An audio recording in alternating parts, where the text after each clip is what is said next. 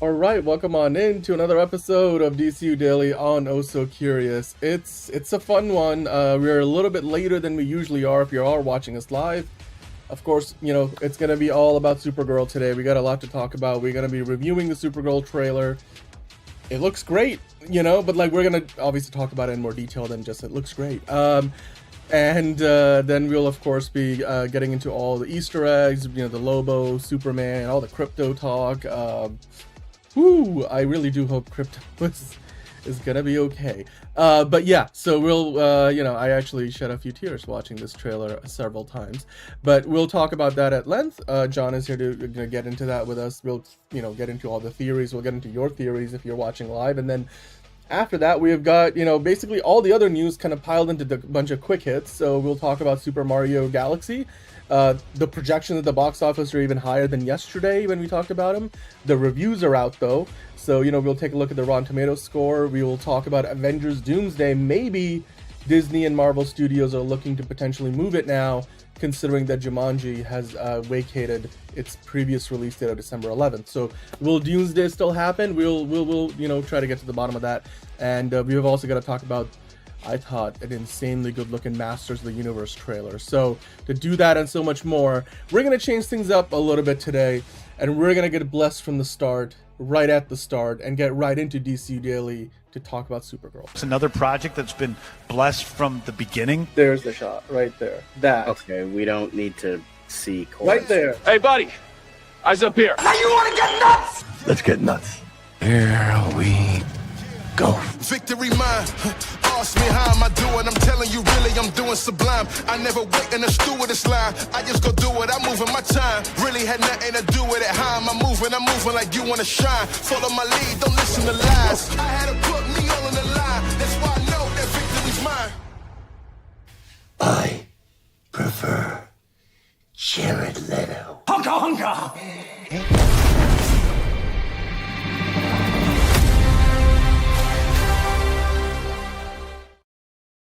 Okay, like I said, we're gonna get right into the Supergirl talk because that's what you guys are here for. So I'm your host Daniel. It is DCU Daily, and we have to talk all about the Supergirl trailer. Of course, yesterday they gave us a little bit of a teaser. Today we got the whole trailer. We even got a new poster. We've got all the stills and everything else, the Easter eggs and the theorizing. We'll get into all of that and so much more. To do that with me, I've got, as always, John. How are you doing today? I'm doing well, thank you very much. We are here to talk Supergirl, and it looks like it's definitely an improvement, so we will be getting into that as well as any other news stories that we can talk about. Yeah. We kind of piled everything else into one lump so that we can spend a lot of time on Supergirl today, which I'm sure you guys hopefully will appreciate it, guys and gals. We got Steven in the chat, Caleb first in the chat, Monique is here, of course. We will get into the Backrooms trailer as well later on, Caleb, so don't you worry. We did, put that on the rundown today. And Super Mario this Wednesday, Steven. If you want to, you can go see it tomorrow, or depending on when you're watching this, today on Wednesday, you can go see the movie. It's going to be in theaters if it's Easter weekend, so they're doing like a whole Wednesday all the way through to Monday special 5-day opening weekend. So there you go. You know what, Caleb? Yes, I think we can all agree that this trailer definitely is a big step up from what we got before. That's a great place to start, actually. I mean, just some you got before we get into it. Thank you for the super chat saying, I don't understand why I was so harsh on Tom King. He truly is a literary genius and one of the greatest comic book writers since Stan Lee. That's meant for you, John, I'm pretty sure. And right I know off the he top. is being sarcastic because he hates Tom King arguably more than I do. So, Hello, Jordan. How are you doing in the chat? Thank you for tuning in, everybody. If you are watching, please do hit the like button. We appreciate it. It definitely helps us out. And if you can get in the comment section, let us know what you thought about the trailer, of course. I would love to hear from you. We don't really worry too much about what, Grace Randolph thinks about anything, to be fair. But neither does James Gunn. So exactly. On that note, John, let's start off by just talking about the, initial reactions to the trailer. I'll kind of get us started. The headline here, I think, is perfect. If you scroll up a little bit, we can get a better look at Crypto there, because he's the star of the show. Millie Alcock and Jason Momoa, leading the way. They're teaming up to help take down the bad guys, Creme of the Yellow Hill, and it looks like the life of crypto is at stake. And I have to be honest, after the first teaser trailer they put out a couple of months ago, and the poster and all the other marketing materials, I mean, even the Puppy Bowl like special teaser that they did with crypto, with puppy crypto they're calling it, I mean baby crypto, puppy crypto, or just a younger crypto, whatever.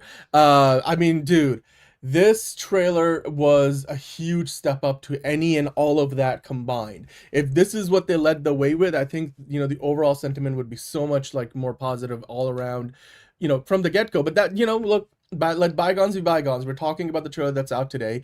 This is the trailer that's going to play in front of us, Super Mario Galaxy this week, and so it's going to be the one that most people who maybe didn't even see the teaser trailer before with Supergirl, they're going to see this one.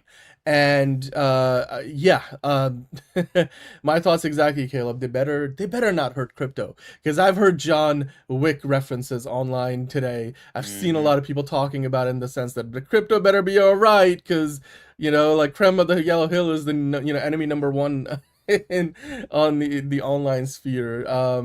Hello MTG in the chat saying visuals were great on this one. Awesome song choice. So yeah, I mean, the song choice was great. I love the trailer, and I was just blown away by it. Like, I've seen it now probably 5 to 6 times. I mean, part of it for the show, we're just kind of going through and getting all the images, doing some research, trying to find any Easter eggs. But oh man, obviously having gone through what's happened to start my year with Zelda, who's in doggy heaven now. Damn, that sequence there is hard to watch. Like, it's about a third of the way into the trailer, and I'm like, crypto better not, crypto better be okay, like he better not be leaving us anytime soon, especially considering how the trailer comes to an end towards the end. It's like, I'm like, part of Kara's trauma is not just crypto, but it's also like, everything else she has lost, and so she's sort of processing that. So I think that's part of the journey. I just hope that crypto continues to be part of her and our journey in the DCU. I know, Monique, I hear you, like, can't watch anything where something bad happens to the dog. It's true, but like, all things considered, there's not really like, it's not like crypto like visually gets physically harmed in any way. They kind of keep it mostly off camera, but the story implications you can see, will drive a lot of the movie, and I appreciate that. That's gonna be like, we know now in some ways what the inciting incident of this movie ultimately ends up being, which I think it's a good story trailer, which like a second trailer becomes like that first thing they're calling it the official trailer.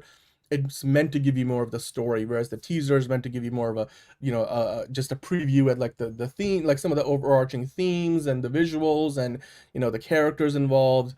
Caleb saying getting Guardians of the Galaxy Volume 3 flashbacks with this one. Stop hurting crypto DC villains. I know, dude. I bet you, like, if there were reports of that Superman's role might be expanding, and I'm like, I wouldn't mind seeing Superman come and help out if he needs to. I'm sure Superman doesn't mind, flying his way to whatever planet. Yeah. So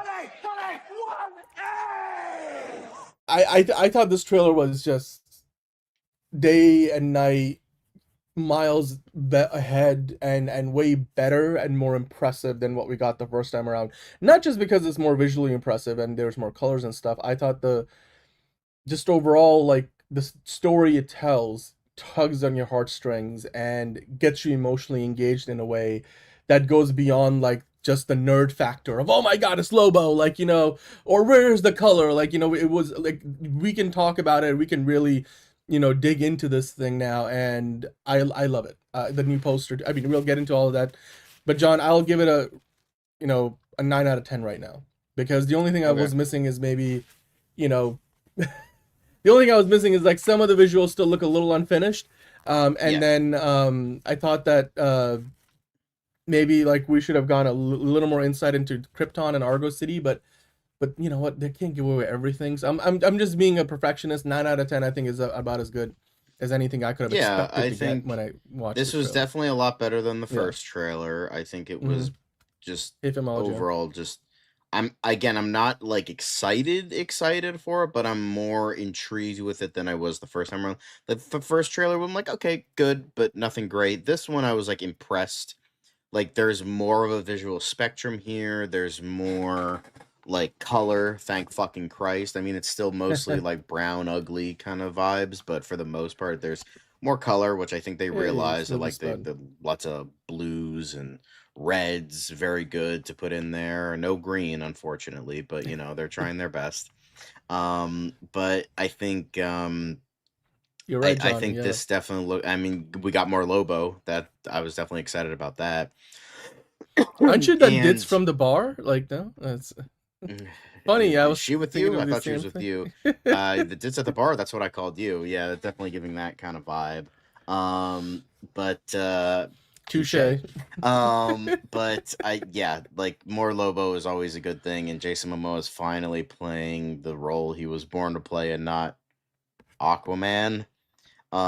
But you know, it just looks like a ton of fun. The action definitely looks like a step up, definitely more colorful. We get more insight to the plot. It definitely seems like more of like an epic. I didn't get Guardians vibes from this, but that's just me. Um, I'd probably give it like an 8.5. Like, it's not perfect. I still think it has a ways to go for me, but I give the first trailer like a 7. I give this one like an 8.5. So, um, you know, I think I think this will be a good movie. I don't think it'll be the greatest thing ever. Like, if I were to take a guess, I'm probably gonna like it, not love it. I mean, Superman, I loved. I'm probably gonna. I'm gonna. I feel like I'm gonna like this movie. I'm not gonna love it. So you know, it's not.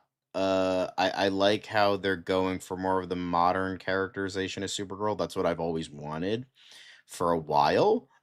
Is to essentially have it be like this modern interpretation who's just trauma filled and angry, and not just this kind of happy go lucky character. It's just more interesting. It's more like emotion provoking, I guess is the way to put it. Like, I will say the Israel, Krypton good stuff is question. intriguing to me because, you know, we have the whole like with the Jor-El and Lara being like, "Hey, fuck all the bitches, Superman." But you And know what so the we're gonna thing see is, if like like, that translates to it's everyone else, yeah, or if it's just like, man, that yes, Jor-El guy's fucking weird. He's so obsessed with like orgies and yeah. shit. Like, what the fuck? And it's just like he's the weird one, but like all the other Kryptonians are like totally fine. Um, but like, or if it's Yeah. just like an alien kind of thing, but obviously we'll see how they handle that, and how shedding a light onto the backstory of the Kryptonians. And it seems like it's possible editing, like tomfoolery, which they could definitely be doing. It seems like Argo City was in the middle of being saved, is that she gets yeeted off the planet, which is interesting. That's the vibe I'm getting here. Like, it's clear, or maybe what they're doing is like they're doing a push out, but in reality, it's like a push in, and it's like No, but like, something no, else this that we're is. missing. I But feel like it's like, from the perspective of her being like no, shot but out, and like you know what I she mean? was Like, never on Argo City, so that's like kind of interesting because the vibe I got is like, oh, she lived on Argo City for a while, and then everyone started getting kryptonite poisoning, and then they got rid of her so that she would be saved. That's the vibe I got. I could be wrong, I or they feel could like have. that's not the direction they're going in. Like, it doesn't.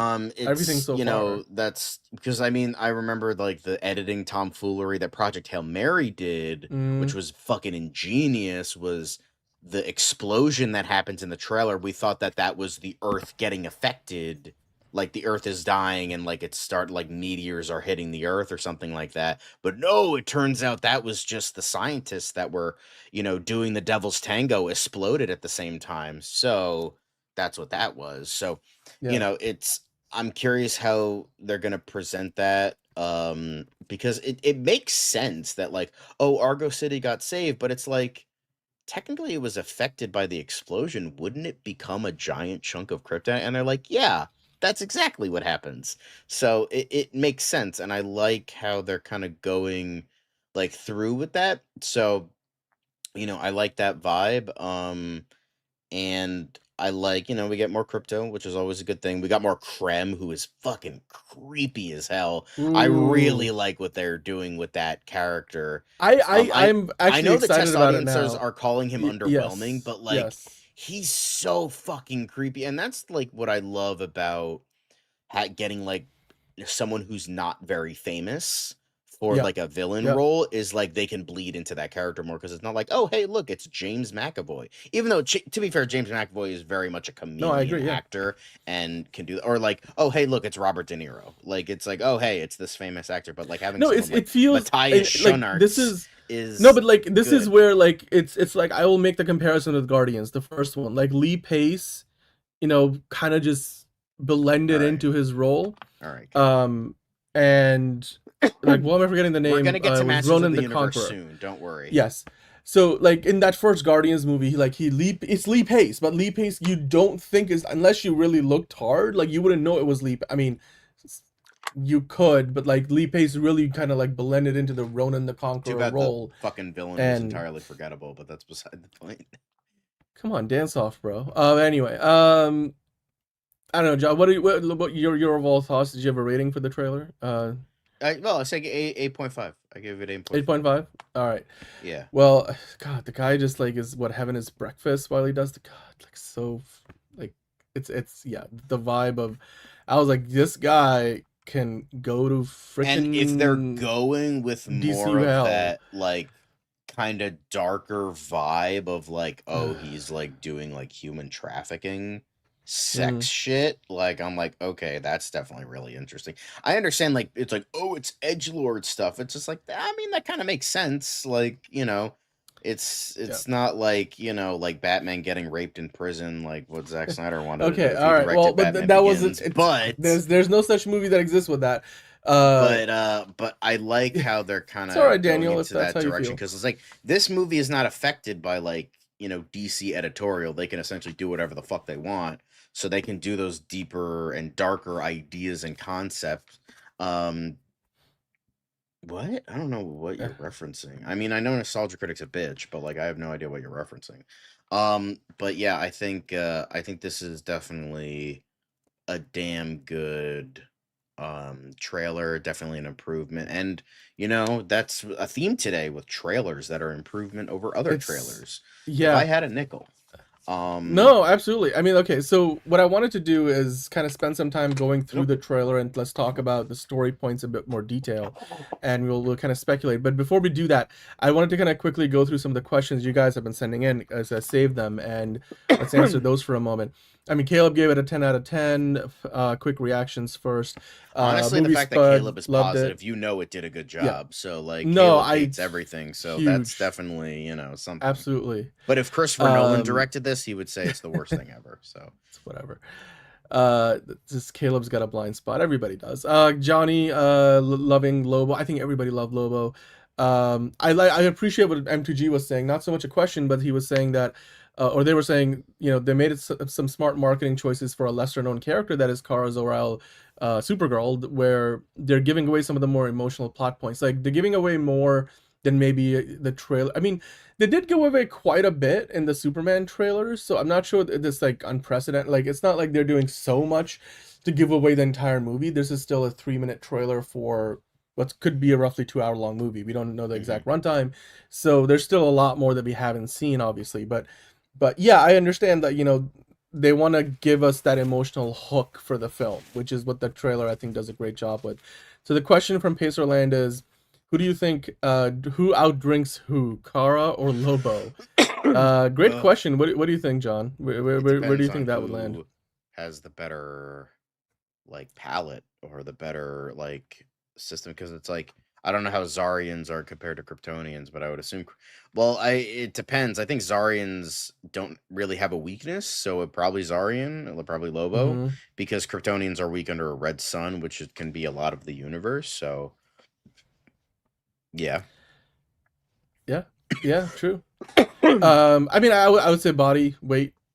I mean, if you're talking about like they can both get drunk, I mean Lobo's just a lot bigger. So I'm just gonna go off of like the bigger you are, the more you can hose down before you feel it. But MTG saying it will be a great character study focus. All right, cool. And then Steven was asking, what do you think about the box office for Supergirl? And then Filmology on top of that was asking, do you think it kind of lands somewhere between 350 to 500 million at the box office? Now, John, having seen this trailer, a trailer is a marketing tool. It's literally part of the, the studio's efforts to get us to see the movie. So based on this trailer, I think it's a fair question to ask. How much do you think right now? What is your feeling on how much money Supergirl can make at the box office? 350 to 500, do you think that's a good range, or do you think it can go higher? It might go lower than that? I think if Superman gets to 600 and something, and considering that internationally female-led movies are not as well received because awkward cultural things that we won't get into, Yeah. I think it will do maybe 400 if I'm being nice. I think 350 is what it's going to get. Of course, everyone's going to say it's a flop, but since it's about 100 million, that was a good way to go. Like, I remember I was on another stream and someone's like, oh, they gave it only 100 million for a budget. They already know that this is going to flop. It's like, no, they understand good business decisions of the fact that Supergirl is not nearly as popular as Superman because she's, just hasn't been in the pop culture zeitgeist as long as Superman or as popular. So they're not going to give her as big. But 100 million is nothing to scoff at. It's not like they're giving it like $1 million and like the budget of like a ham sandwich and a prayer. It's, it's. It's a good budget, especially they're kind of getting this in terms of budget to what I'm watching. It's giving me Project Hail Mary vibes, where it's like, this looks like a $100 million movie. I would buy that this is $100 million in a good way. That's a compliment. Wait, you're talking about the budget of the movie, right? Yeah. Okay. I'm not talking about quality. Project Hail Mary is definitely gonna fucking destroy this in terms of quality. I could fucking tell you that. But Okay. I'm just saying, we haven't seen the movie though. I'm just all right. But fair enough. Yeah. Come on, Dan. Come on. Well, but also but Come Project on, Hail. Okay, you're talking about it, but John, here's the thing. Project Hail Mary had a $200 million budget. That's what I'm like saying. You said, That's what I'm saying. It's just like in terms of because I don't think it's a fair comparison. I've said this before, where I look at a $400 million Marvel movie and I'm like, this was an embezzlement scheme. And then because I'm like, where was the other 350 million going? Because it definitely hasn't gone to this movie. But I think we could start doing like budget stuff, or not budget stuff, box office stuff like we did for Superman if people want. I mean, if you guys want, we could do it. I mean, okay, so so Filmology, and it's just like for me, like I see this movie. If it is $100 million, we don't actually know the budget, but that's like where it is. Seems to be that's what the insiders are saying. I can see that in this movie. Like, that's literally all. I'm not talking about like Project Hail Mary in terms of quality or the movie or anything like that. I'm just saying I see the movie even only in trailer talk. Like, if this is $100 million, it looks like $100 million when it's this movie. Again, we don't know the official budget. Project and Hail it could Mary, be more, but it could be more. But like, I see the budget in the movie, but in a good way. Like Project Hail Mary, I see that is a $200 to $250 million movie. Yeah. Like for the Marvels, the budget looks like $5 whole. Well, like that's Yes, and I think the point that I was making the other day, which I don't think a lot of people really talk about, with Marvel movies, their process is so iterative that a lot of money that they spend on the movie, you don't actually see where that money went. Why? Because they make changes as they go into post-production, and even late into post-production with doing reshoots. I mean, look at the composers. Like literally a lot of stuff gets like, and I'm not talking about Supergirl right now specifically, I'm talking about most Marvel movies. And like, for example, I mean, with Supergirl, it looks like, with the crypto character, like it looks real, looks photoreal. I mean, but they've got that down from the Superman movie. It looks well produced, at least the trailer so far, like MPG was saying. But with like Marvel movies, a lot of stuff you don't see on screen, the money, in terms of like where, the $200 million went in, let's say, the Marvels. Because like, 50 million of that probably, I'm, exaggerating, and I don't know for sure, like it's a very, it's a simple oversimplification of everything, but let's say $50 million worth of production ultimately like never ended up being seen on the final cut of the movie because they did reshoots, and then obviously what they reshot they got rid of other stuff to replace it with. So like that's why I think those Marvel studio budgets can feel really inflated at times. And I think it's one of those things where even when you build it into your schedule, sometimes If like you clearly build with it, like they will come. Except they didn't. Oopsies. with like Captain America, Brave New World, and a few others like it, like you could tell that they made a lot of changes, and obviously some of that money, has to essentially it's not wasted, but it's certainly not what you get to see in the end product. So, but I mean, The Flash did cost at least 200 million. I mean, look, that's the thing. It's not just Marvel though. DC has been responsible for this before as well. And one of the things you gotta think about with The Flash and with some of those other Marvel movies in the past couple of years, there's a lot more money that those movies have built into their budgets. That is a result of how long it took to develop those films. Because like The Flash went through so many directors, like it wasn't all for free, and it went through development hell for so many years. It wasn't all for free, and it's a very CGI heavy movie, which is obviously very expensive. And not to mention you got to pay Michael Keaton his money, and Ben Affleck his money, and and all those things. Those guys don't work for free. So and then with Brave New World, like there was the COVID pandemic that had a bit of an effect on it, but more so the Hollywood strikes, because when you have to reschedule your shoot because there's a strike going on, now you have to spend that money that on the days that you didn't film all over again to kind of whether it's renting sound stages or keeping sets up longer, or rebooking all the crew who they were booked for the days that you got to work with them, but it's not like they're on your payroll. So there's a lot of money that drives up the budgets for those movies. And it's not even that. I mean, Mission Impossible, the last couple of them, both were impacted by the strikes, and that added another 150 million onto the budgets, which were super inflated. If you the last Fast and Furious movie as well. So it's it's been more of just, and it's more recently especially an effect of the strikes, and then before that the pandemic, and how that created this VFX backlog in the pipeline. But yeah, I mean, if you can make a movie for less, then your break-even point is lower, and therefore ultimately it's easier for your movie to succeed. For example, Project Hail Mary, when you account for the marketing budget on top of the production budget, it's going to need to make 600 million to break even. It's not a problem for Amazon MGM, because they don't really care if it breaks even theatrically. They just love the theatrical rub it's going to get when it gets to Amazon Prime Video on physical media. And that's really what matters to Amazon and MGM. But talking about Supergirl again, and I do want to get you guys let us know in the comments, how much money based on the trailer do you think this movie is going to make? Because now that we have seen this full official trailer, which is a significant improvement, like Enterprising is saying, like the marketing needed to step up, and they did. It's still not the most hypiest of trailers, but the movie gives a better sense of its direction and tone. So what do you guys think is gonna make? I think John, if you're taking notes, Figure Drawing already put in I wrote that down. 1 million. Ron, what's your guess for box office? Yeah. He loved the trailer. Very accurate. The Woman of Tomorrow comics. Yeah, I know you read them. Wait, the Woman of Tomorrow is what? That's gross, bro. You gotta wait for the Wood Rocket parody for that one. He said comic. He corrected himself. Don't worry. But you guys let us know. What do you think? How much is it gonna make? I think right now, this is mine. By the way, Ron says 500. Ron says, "I'll do Ron. Hey, he's into it." I put mine down. I put 350. I'm playing it safer this time around. 350? Okay, so you're saying 350. I think Filmology, I was looking at 350 to 500. Actually, no, they were actually saying it's gonna make less than 350. So maybe we'll put him down for 350. I don't know, like that. What do you have? Sir? I'm saying this movie makes. Can I do a range, or do you want to do? You can do a range. We did a range for a bunch of people last time. That's true. By the way, anybody who asked where are the colors, right here. There's your colors.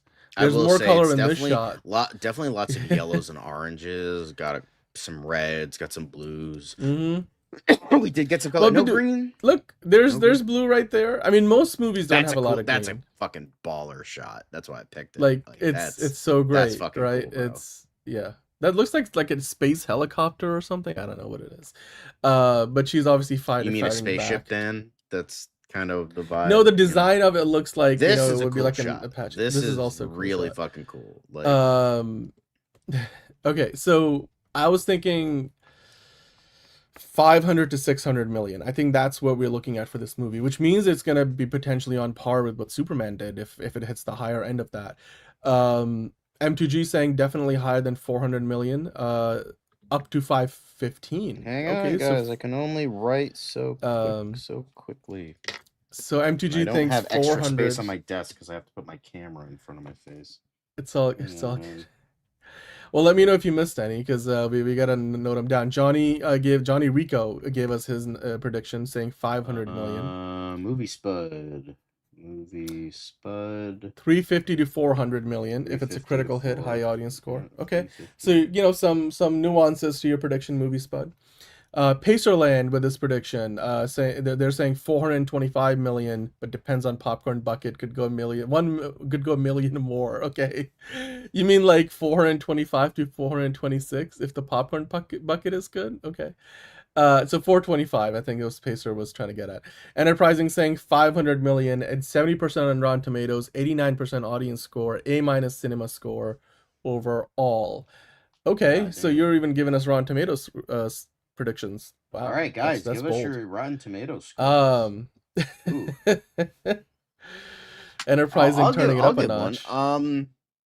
I'm gonna I don't think it's gonna be the best. I'm gonna be a little bit more. I think critics are gonna eat this up, but I think the fan reaction is not gonna be as great.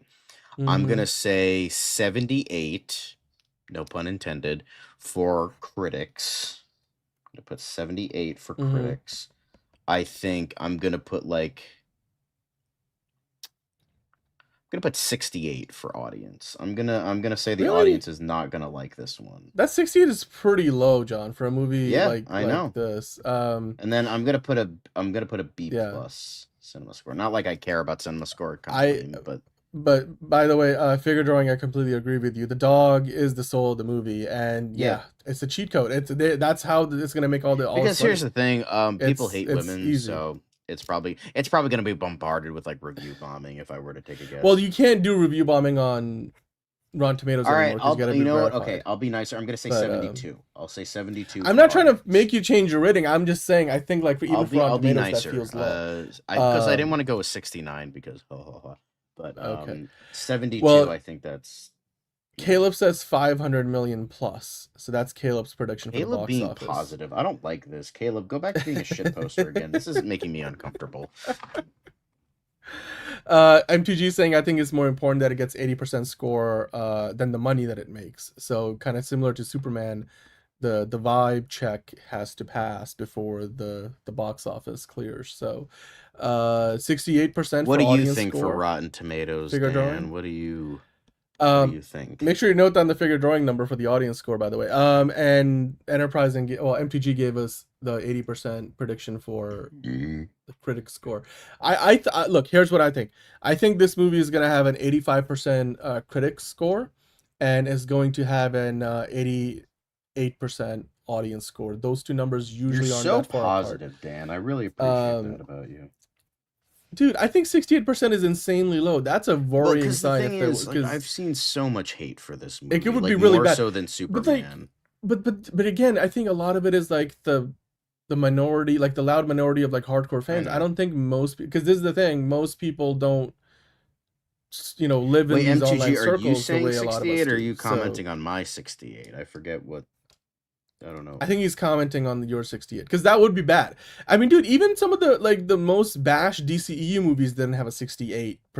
All right, Rotten that's fair. That's why I bumped it up to 72. For the audiences. That's why I bumped it up to 72. Usually, audiences are generally more forgiving, so that's why it's very rare to see a score that's really low because that just means like the movie really sucks. I don't think they screwed the pooch that bad in this movie.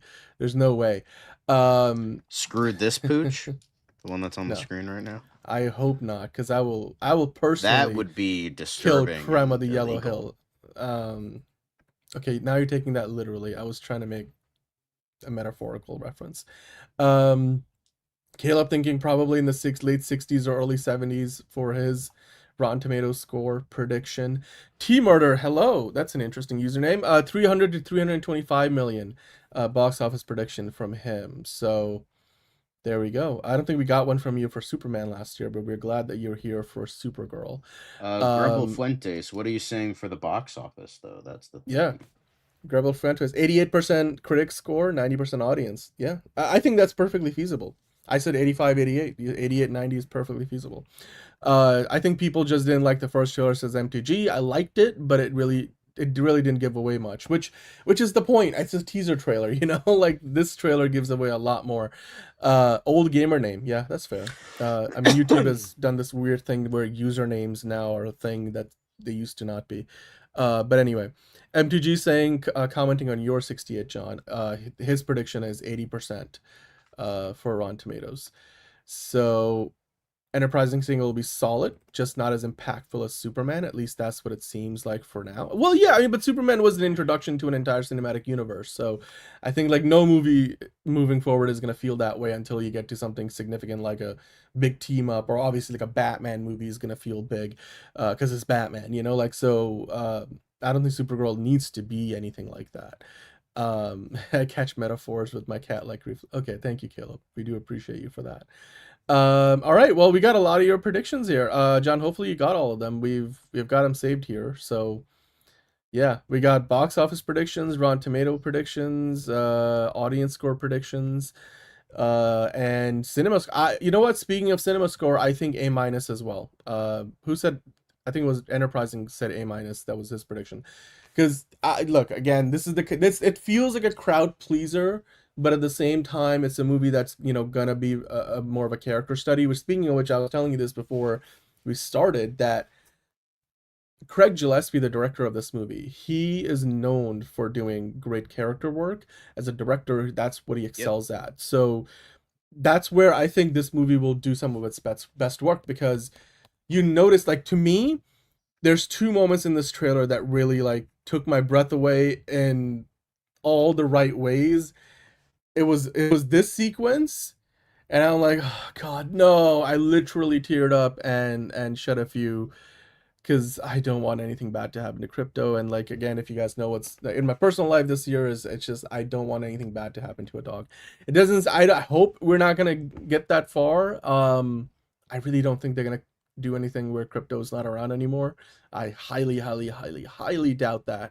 Grebel Fuentes, by the way, predicting 500 million box office, and then Figueroa predicting critic score 77%, audience score 78%. John, so make sure you get those predictions down. All right, but yeah, I don't think they're gonna kill crypto, Caleb. But this was still one of those scenes. Like, for instance, I don't think they're gonna kill Guy way. Gardner either, because that would be stupid. Team Murder saying, in this universe, Supergirl feels like the teenager, Clark feels like the adult, which I'm not sure how I feel about it. I mean, that's kind of how it's always. That's kind of how it's all. That's, I was gonna say, right? Like that's the usual dynamic, no? Yeah, Crypto died. It's the whole thing of like, it was the second Alien movie. I'm like, the moment you kill the girl, I'm turning the TV off, or I'm walking out of the movie theater. That's it. We're done. And they never did it, but they teased you with it all the way through. Yeah, I don't think that's gonna happen. But the point I was trying to make, MTG is jumping ahead to talking about Man of Tomorrow already. Damn, bro. Wow. It's still 2026, bro. Calm down. But like, to me, there were two moments in the trailer that I think stood out the most. It was this moment here, because obviously it will feel like the inciting incident of the movie, because like there's this call to action. I'm guessing Ruthie comes to Supergirl for her help. Supergirl's not so interested. Then they come across Krem of the Yellow Hill. Crypto runs after him, and then Krem, while he's literally eating cereal, hits him with a poison that he only has an antidote to, and now he's gone off to God knows where, and Crypto has 3 days, literally, and this is all in the trailer, to make it. And I mean, Supergirl, up until that point, you can clearly tell, it's like she lost everything, but at least she had Crypto.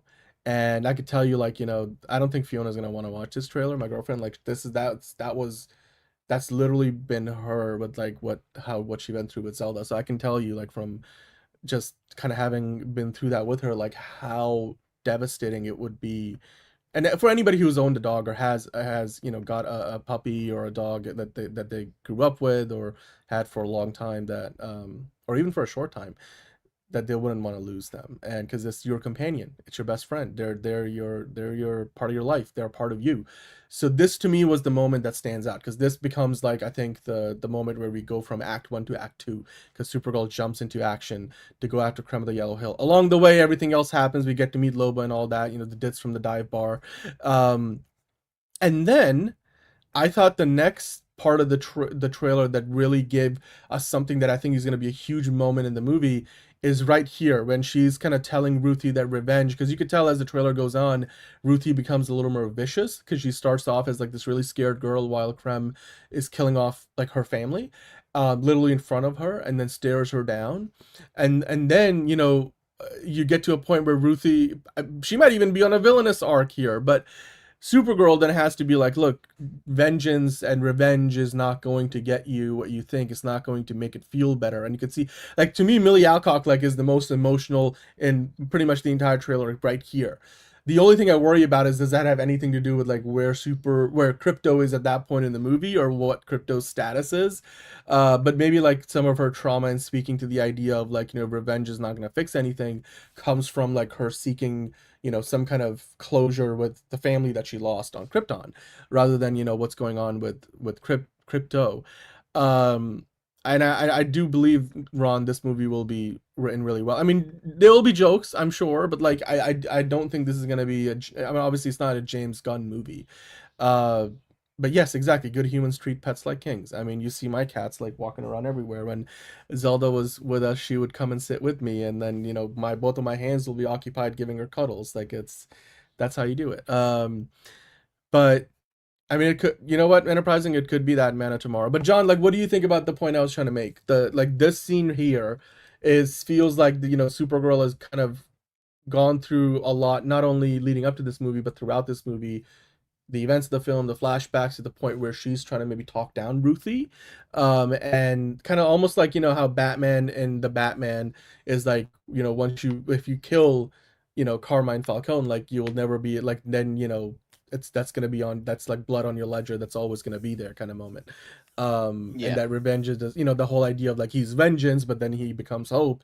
Again, I'm somehow comparing it to Batman, like, not that it's the same thing, I but think that, and then of course the Crypto moment. It is interesting how they are going for, again, I don't know how the comic is. I started to read it and then I never got back to it, but I like how they're not doing the whole vengeance thing, because one, it is kind of John Wick-esque already, so it's like they're going after him because he has the antidote, so she needs the antidote to save him.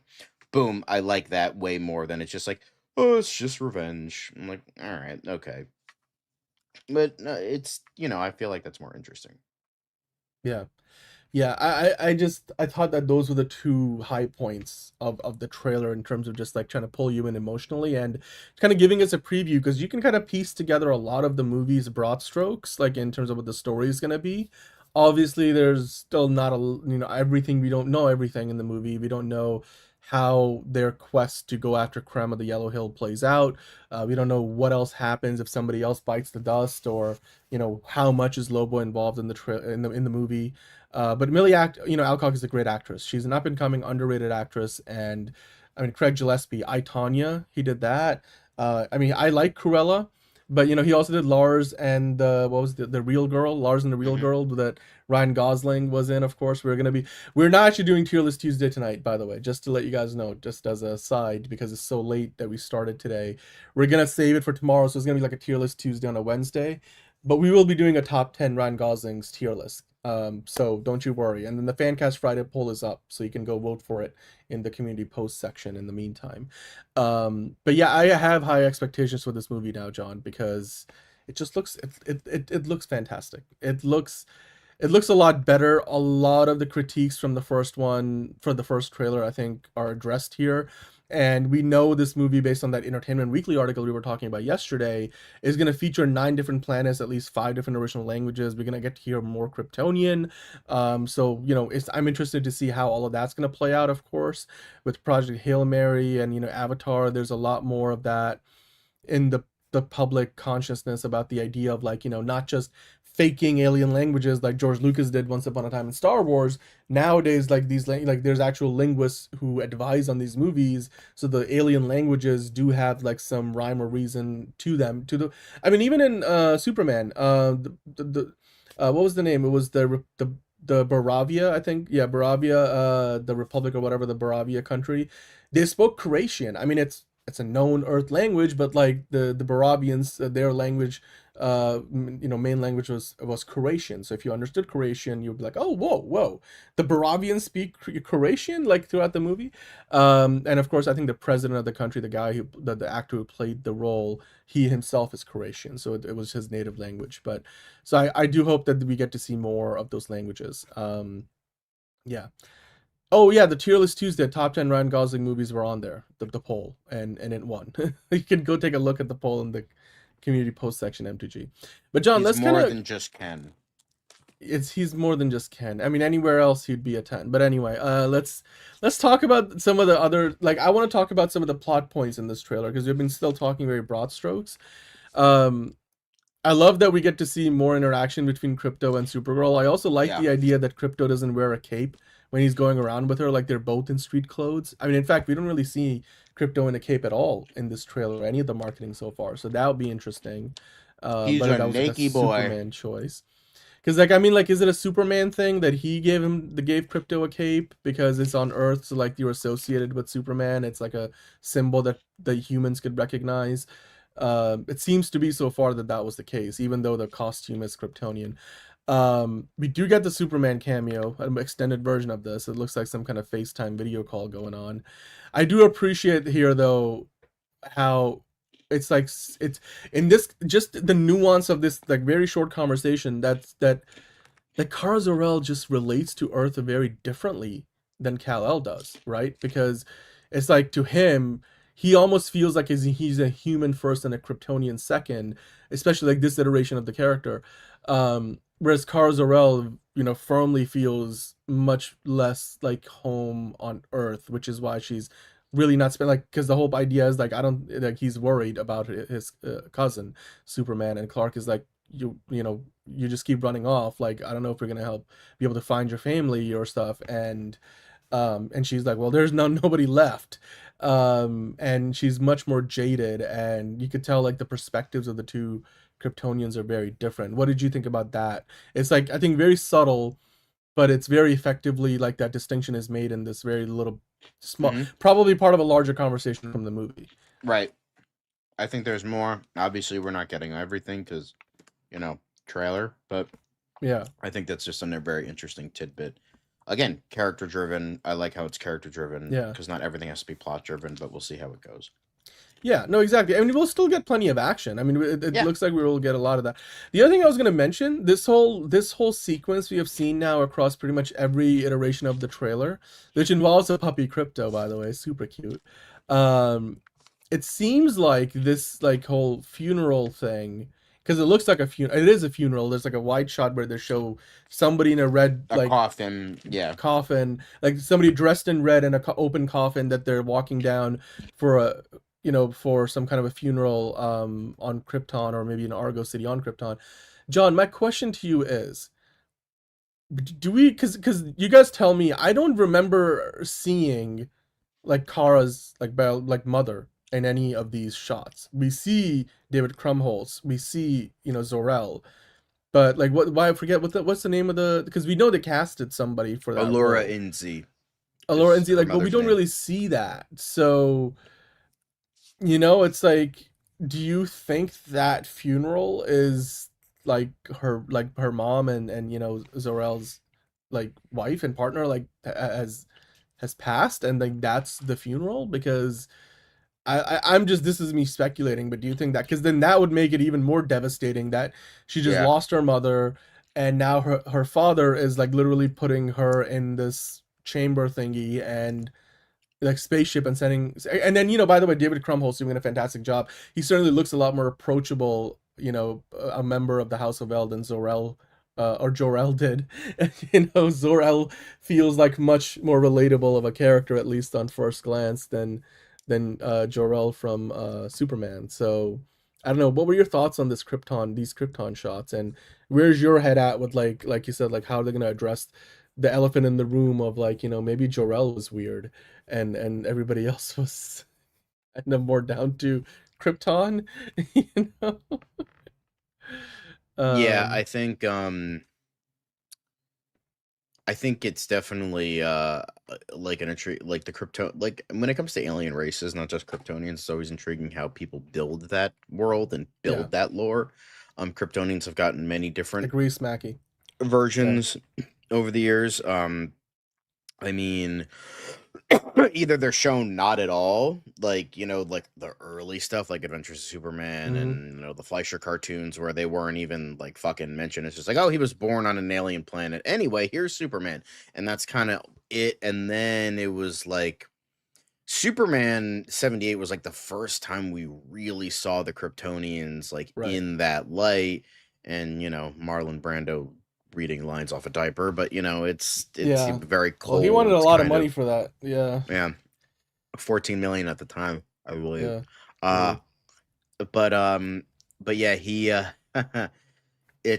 they're like kind of this, cold alien race. Sometimes they're cold, sometimes they're not. It just kind of depends. And then a lot of stuff after that was like, oh,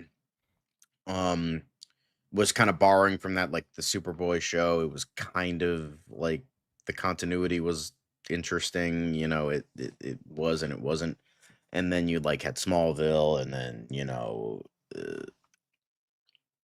Russell Crowe and Man of Steel and all that. So it's very uh interesting how they handle that and how the aliens are shown. So I'm intrigued with that, how this iteration is showcased, most definitely. Yeah. So Also, it seems like there's some kind of big impending storm or planetary destruction going on here, and then Argo City is being ripped out of Krypton. well, and this being is, I think, saved in the Krypton process. dying. I think this is what it is. Yeah. So But like it seems like Argo, because like they do address in that Entertainment Weekly article from yesterday that it is Argo City we're looking at here.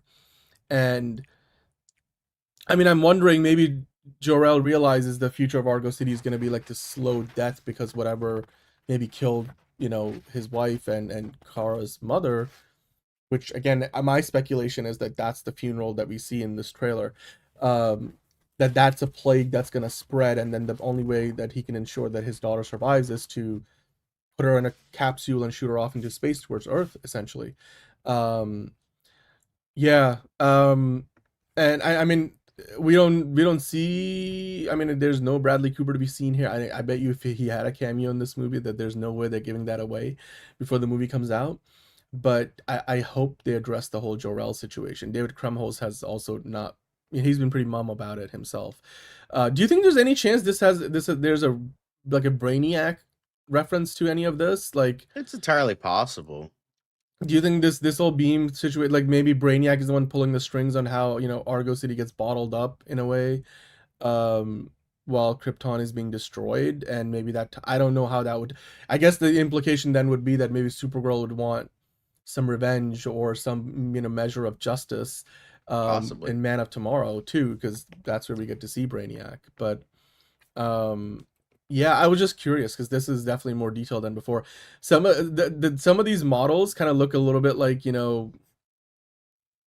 like the intro of Man in the High Castle, where they show like the Nazi built like mega structures and stuff that would never actually happen, but like it almost looked like a little model, like the way how clean everything is, and it's all white. It almost looks not photoreal, but the way it's being bottled up, I don't know.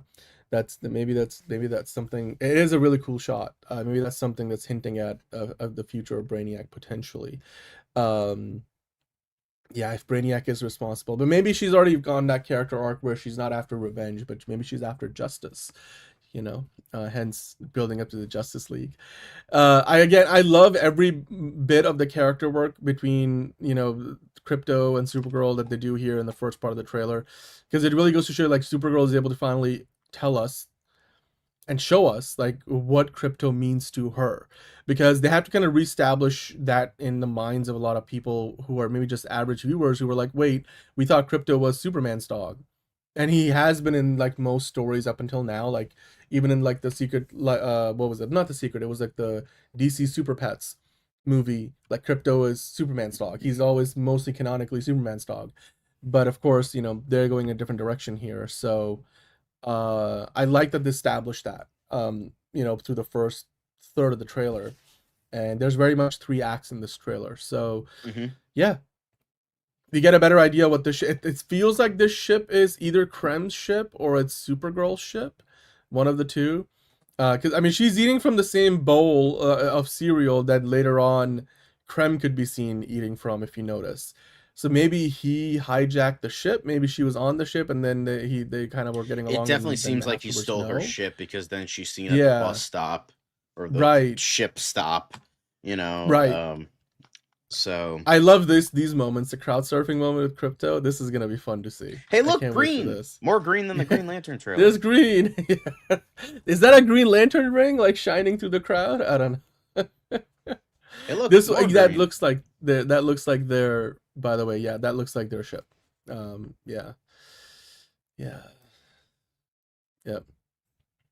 Hey, we got Aussie in the chat. Hello. Wait, do we know you? We know you, right? It's the username thing is confusing us.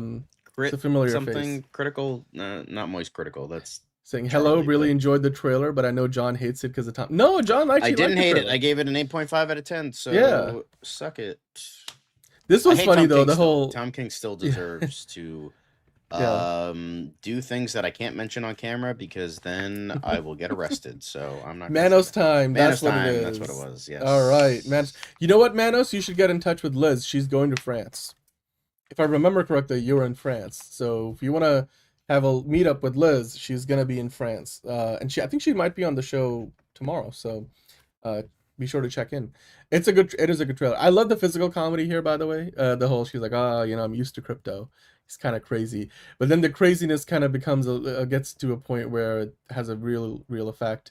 It looks like Krem and his crew come over, hijack the ship. Crypto's not happy about it, and that leads to what it leads to, and he's eating the bowl of cereal that I'm sure was left behind from before, that we saw Kara eating with Crypto. Man. Okay, then we get this moment. I really hope Crypto is going to be okay. It feels like Ruthie is already sort of in the picture at that point. Like maybe she's trying to convince her to like help with the quest Ruthie's on. And then we get the flashback to Ruthie's, family getting killed. We, get to see this ship. This looks like the what's the planet in the Star Wars movie I'm thinking of? Empire Strikes Back. Cloud City. Yeah, I thought the same exact thing. It looks like Cloud City, not Ghana. It looks like Cloud City. Well, enterprising, we all wish we could visit all this country. I mean, right now it's also like the world is like on fire. This was funny, by the way. Like the whole like Supergirl's like, it's not good for you guys. She starts beating up all the dudes, and then Lobo's just like, you're making my head hurt. Like I was just here to have a few drinks. Dits from the dive bar. I just love how, because how many days do you think Jason Momoa was on set? Because I know we talked about it. We don't know the exact number of days, but it didn't seem like he was doing a ton in this movie. But it's whatever we have seen seems to be great. Do you think he's gonna end up being in more than maybe just like that one planet part of the movie? Because it doesn't seem like we're seeing him on anything other than that planet.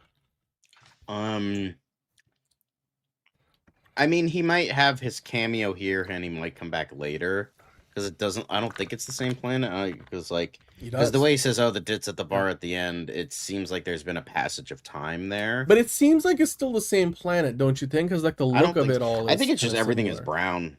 It's just like it all looks brown. Okay, but like it's not all brown. But like I feel okay. Anyway, I think it's the same planet for what it is. Did he? Yeah. Well, he's gonna. If he says frag, they're gonna save it for the movie. Frag and stitches, get out of here. I'm the main man. Yeah. Well, Man of Time, I love the trailer. I gave it a 9.5 out of 10. I thought the colors were fantastic. The color grading is much better. You can see some of the visual effect shots are much more finished than before. They're giving away more in plot points as well. And I give like a longer version of this at the beginning of the show, so if you want to rewind. But I love the trailer. I thought this was a huge improvement overall on what we got before, and it addresses a lot of the fans' concerns and a lot of the criticisms as well. So, I mean, in fact, I'm thinking this movie could do 500 to 600 million at the box office. It definitely looks like, you know, Lobo and Kara will enjoy teaming up against the bad guys. The heat vision very much looks the same as Superman's, very powerful.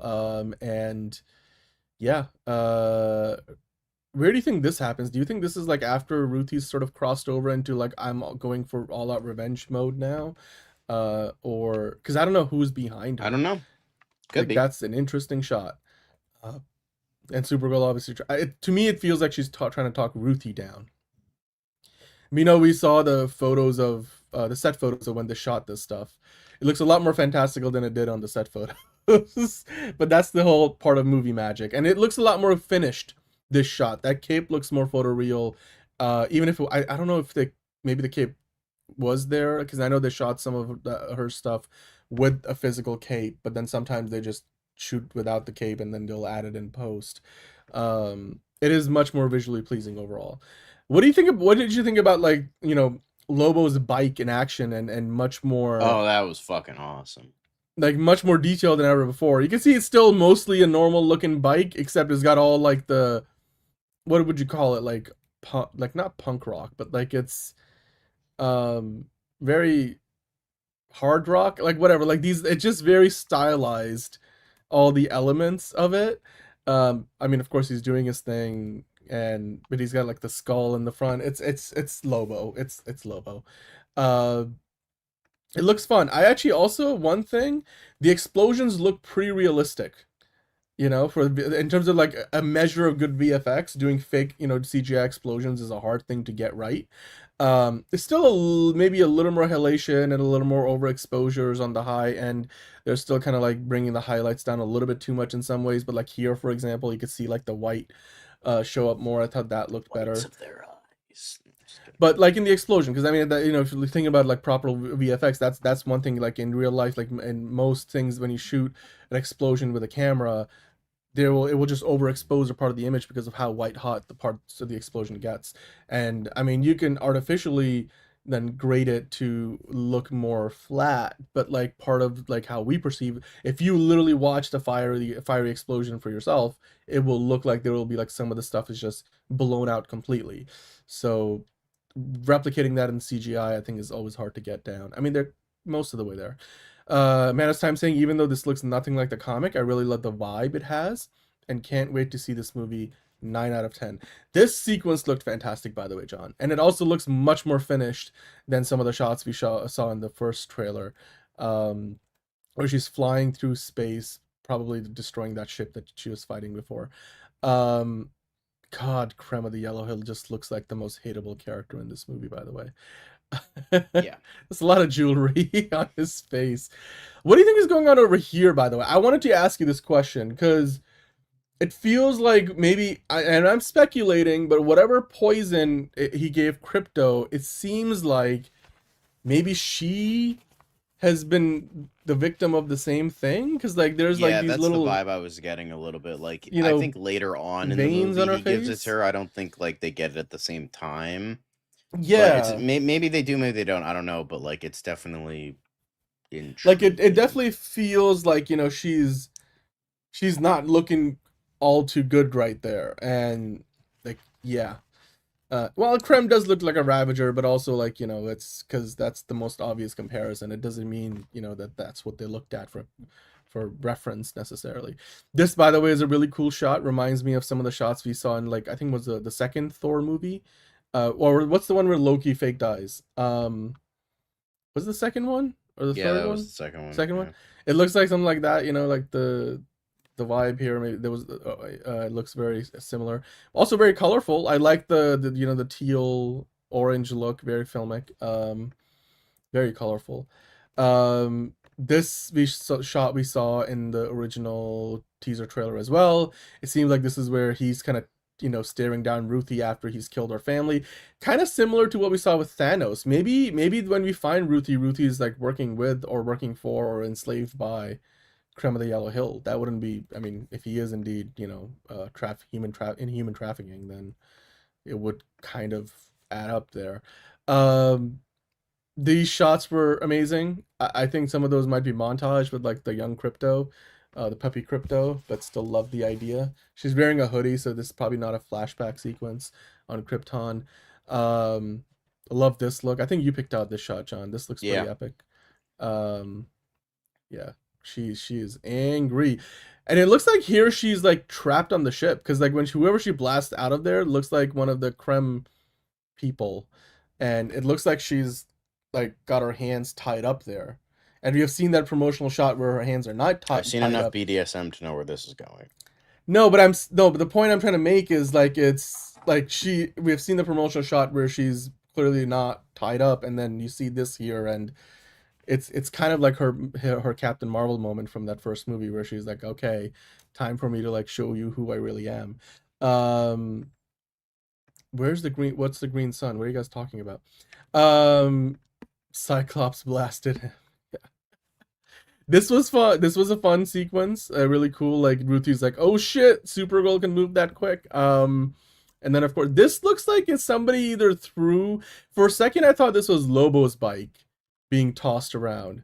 I don't know, John. Do you think this is Lobo's bike, or is this some other random bike that's being tossed? Or maybe it could be his bike. It could be another random bike that they're just, or his or another random one where they're just throwing it like at them, like maybe they grabbed it from Lobo and because I was like, there's no way Lobo is all of a sudden coming after them, right? Like it doesn't feel like that's what this would be.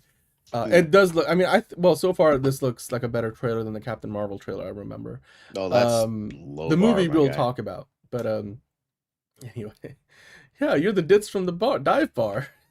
that line's gonna stick. It's like funny. You say that. I was thinking about the same for you. Touche. I just love Jason Momoa is literally born to play this character, like in every which way. I don't think there's a lot of people complaining about, oh my god, they just put some makeup on his face and told him to play himself anymore, right? Like I feel like it's just perfect casting and it just works. I also love the suit more and more. I like the belt. You know, they made an improvement on it from her first appearance. There's more texturing. The logo kind of sits really. The crest sits really well. Oh, the teal sky, greener kryptonite sun. Okay, I mean, I don't but think it that's feels, a thing, but sure. Yeah, I don't know. It feels like that wouldn't be the. I don't think that's what it is, but well, not necessarily. It depends on the comic. I know in New 52 she was more powerful than Superman because in that version of the comic she was revolving around the sun. She was taken by the gravity sun and she was revolving around that for like 30 fucking years, and it supercharged her cells and she had like way more power and like was also really depressed that her fucking, you know, entire species had got yeeted. And then there was that, and then she also went on to become a Red Lantern because she had so much rage inside her. So she definitely was way more powerful than Superman in the New 52, but there was a reason for that, you know. It's not just like, oh, you're more powerful because feminism. I don't know, but like that's the reason they gave the Supergirl show. But you know, yeah, no, well, that was that was dumb because they had a jobber Superman. I think Supergirl and Superman will be relatively on the same plane, considering how they've talked about like Supergirl being one of those cornerstones of the DCU. So, but that's okay. I mean, they're both Kryptonian. It makes sense. Lobo popcorn bucket Chuck Rod is, I think, something that we all look forward to seeing. Ron saying, now looking at the Supergirl suit, I kind of wish the Superman suit didn't have the yellow edge on the crest. The yellow suits her more. Well, I think the idea would be they're both from Krypton, so their suits would look the same. Unless one of the suits is not a Kryptonian suit. This shot was great. This is gonna look great in 3D if you had 3D glasses on, like it whips by your face. Oh, by the way, Lobo's weapon. It's in the Woman of Tomorrow comic that she was weakened by a Kryptonian sun. Okay, fair enough, Enterprising. But we'll see. I mean, I don't think we're gonna find out whether she's any more powerful than Superman in this movie, because I don't think Superman is gonna be in this movie all that much to begin with. We would all love to see a Lobo popcorn bucket, Ron and Chuck Rod. The movie, of course, comes out, June 26, 2026. Filmed for IMAX. There's a difference between that and filmed in IMAX, but still, filmed for IMAX means they'll have the expanded aspect ratio. Also, they kind of did a little bit of a preview of Superman Day, where they're going to be celebrating both Supergirl and Superman and Crypto. Hope, justice, and the adventure they inspire. The heroic family members of Supergirl involved on Superman Day, April 18th. That sounds wonderful. Your brother never told you never threaten a man's family?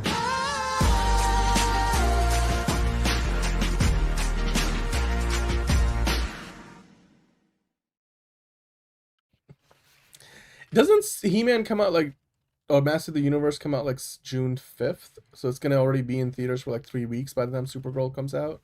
So not really competing head to head, but you could go see both of them at the same weekend if you wanted to.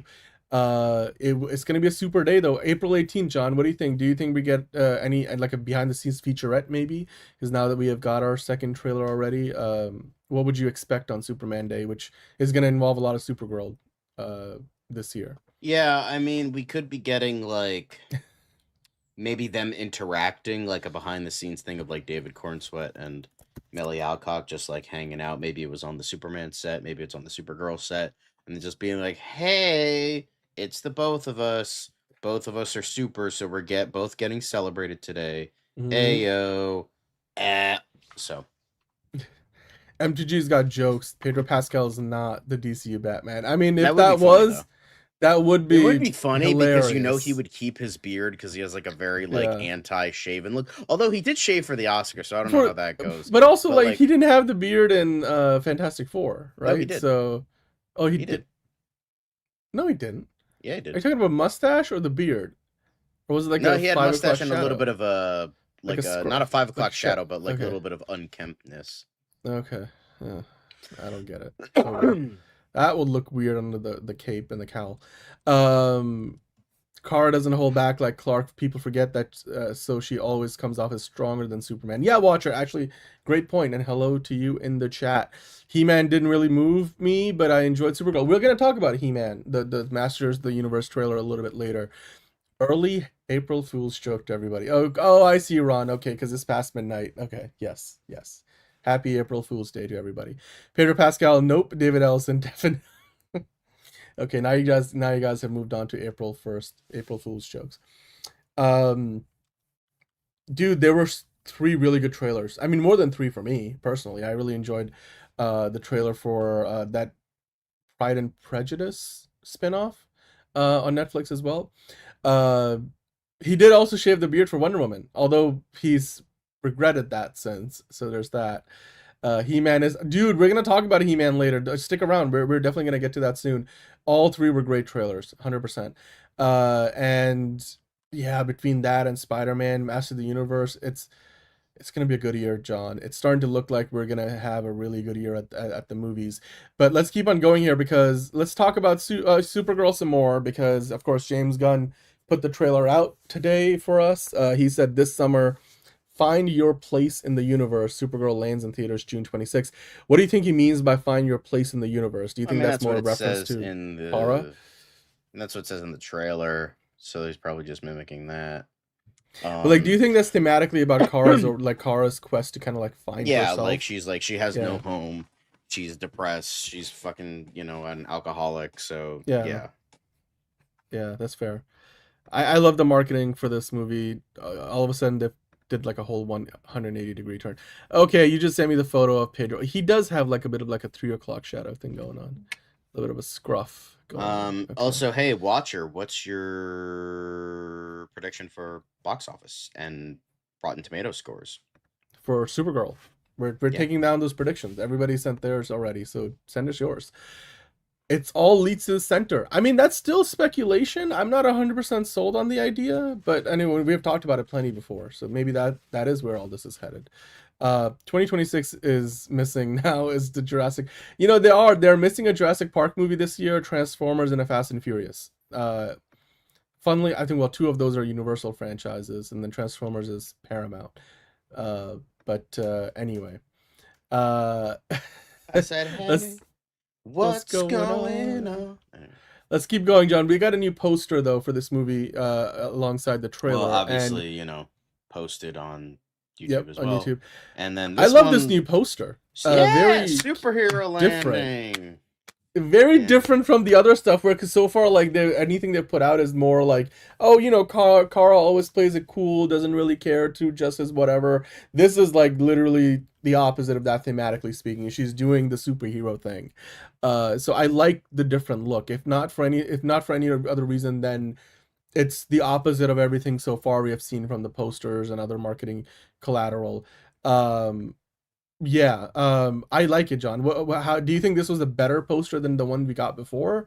Or are you kind of like it doesn't really hit Yeah, you I the like same the other way? one better.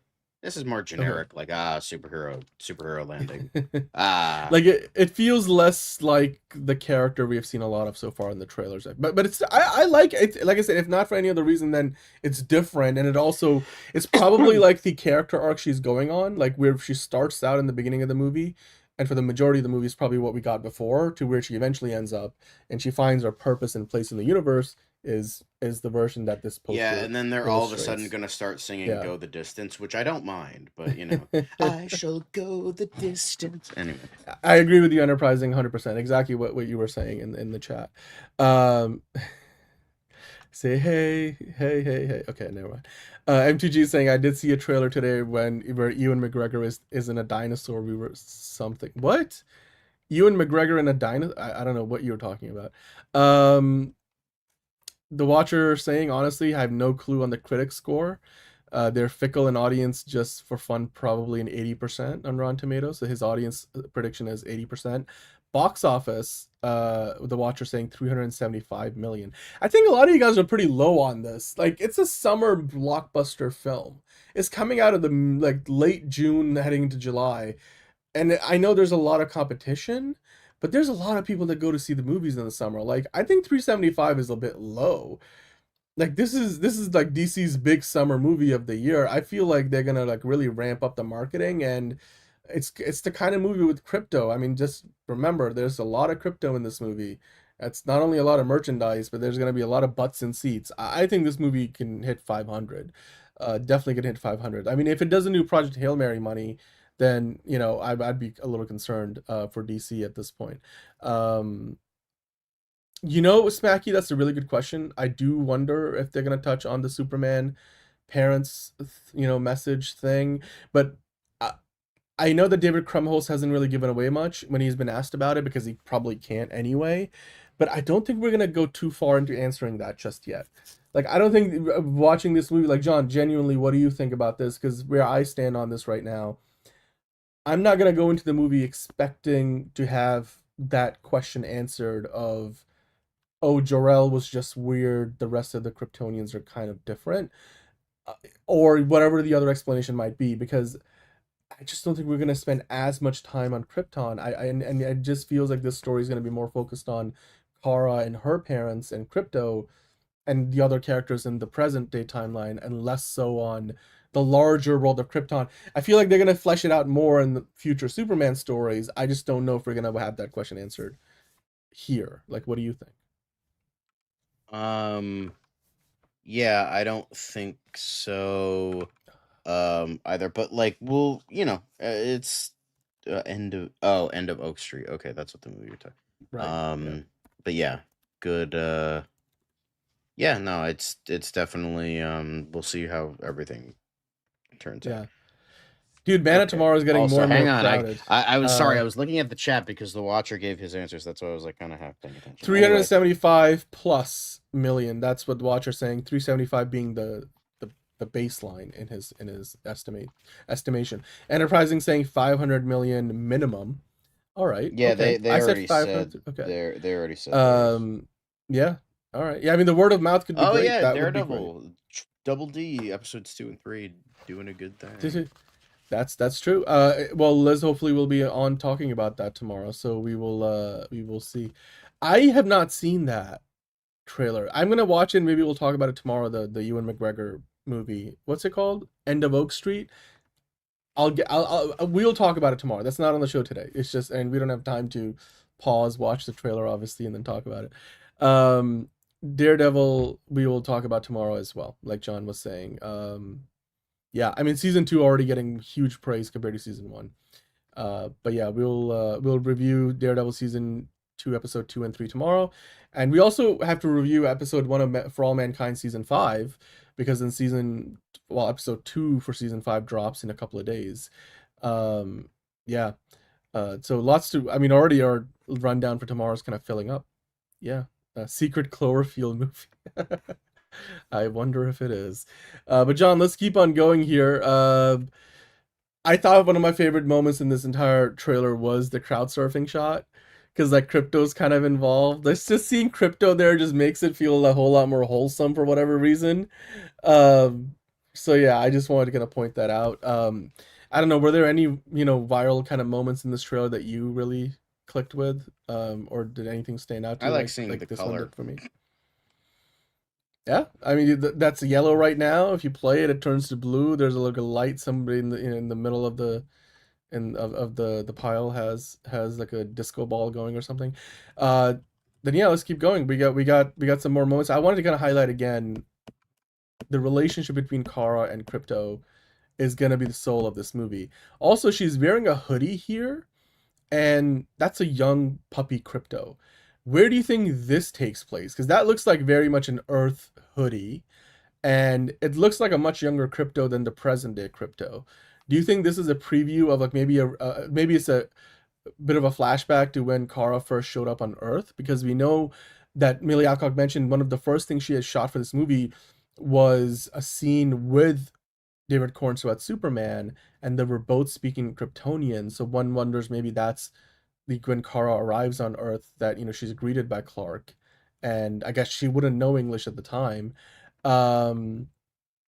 But like, yeah, what do you think? Like, do you think this is part of the flashbacks we're probably going to be seeing throughout the movie? Yeah, Is this because Earth?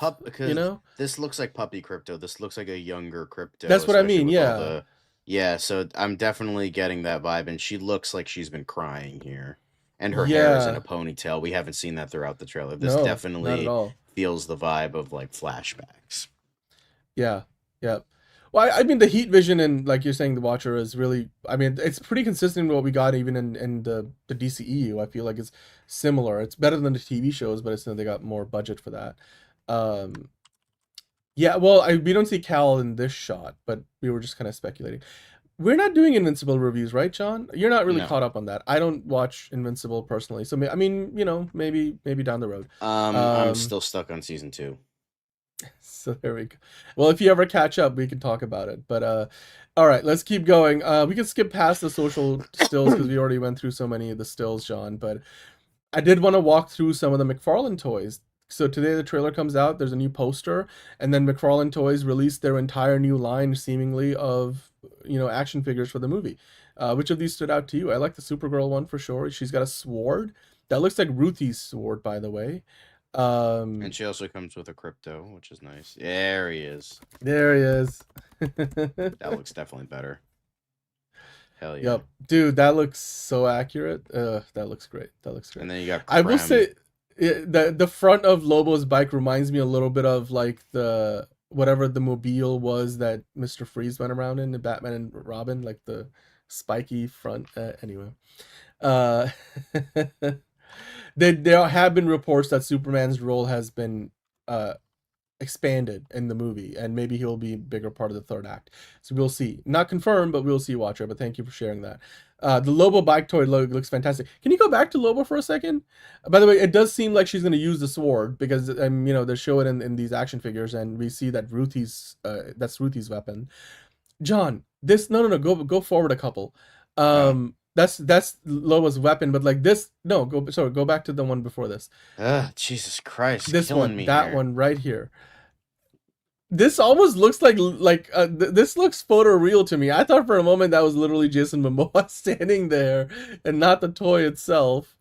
The McFarlane deal, I think, still runs till the end of this year. I think so, or maybe until 2027. And like then this was it. Who were they going to? What was it? Was it Mattel was next? I think. Am I wrong about that? Yeah, like, we Mattel. talked about this a while ago.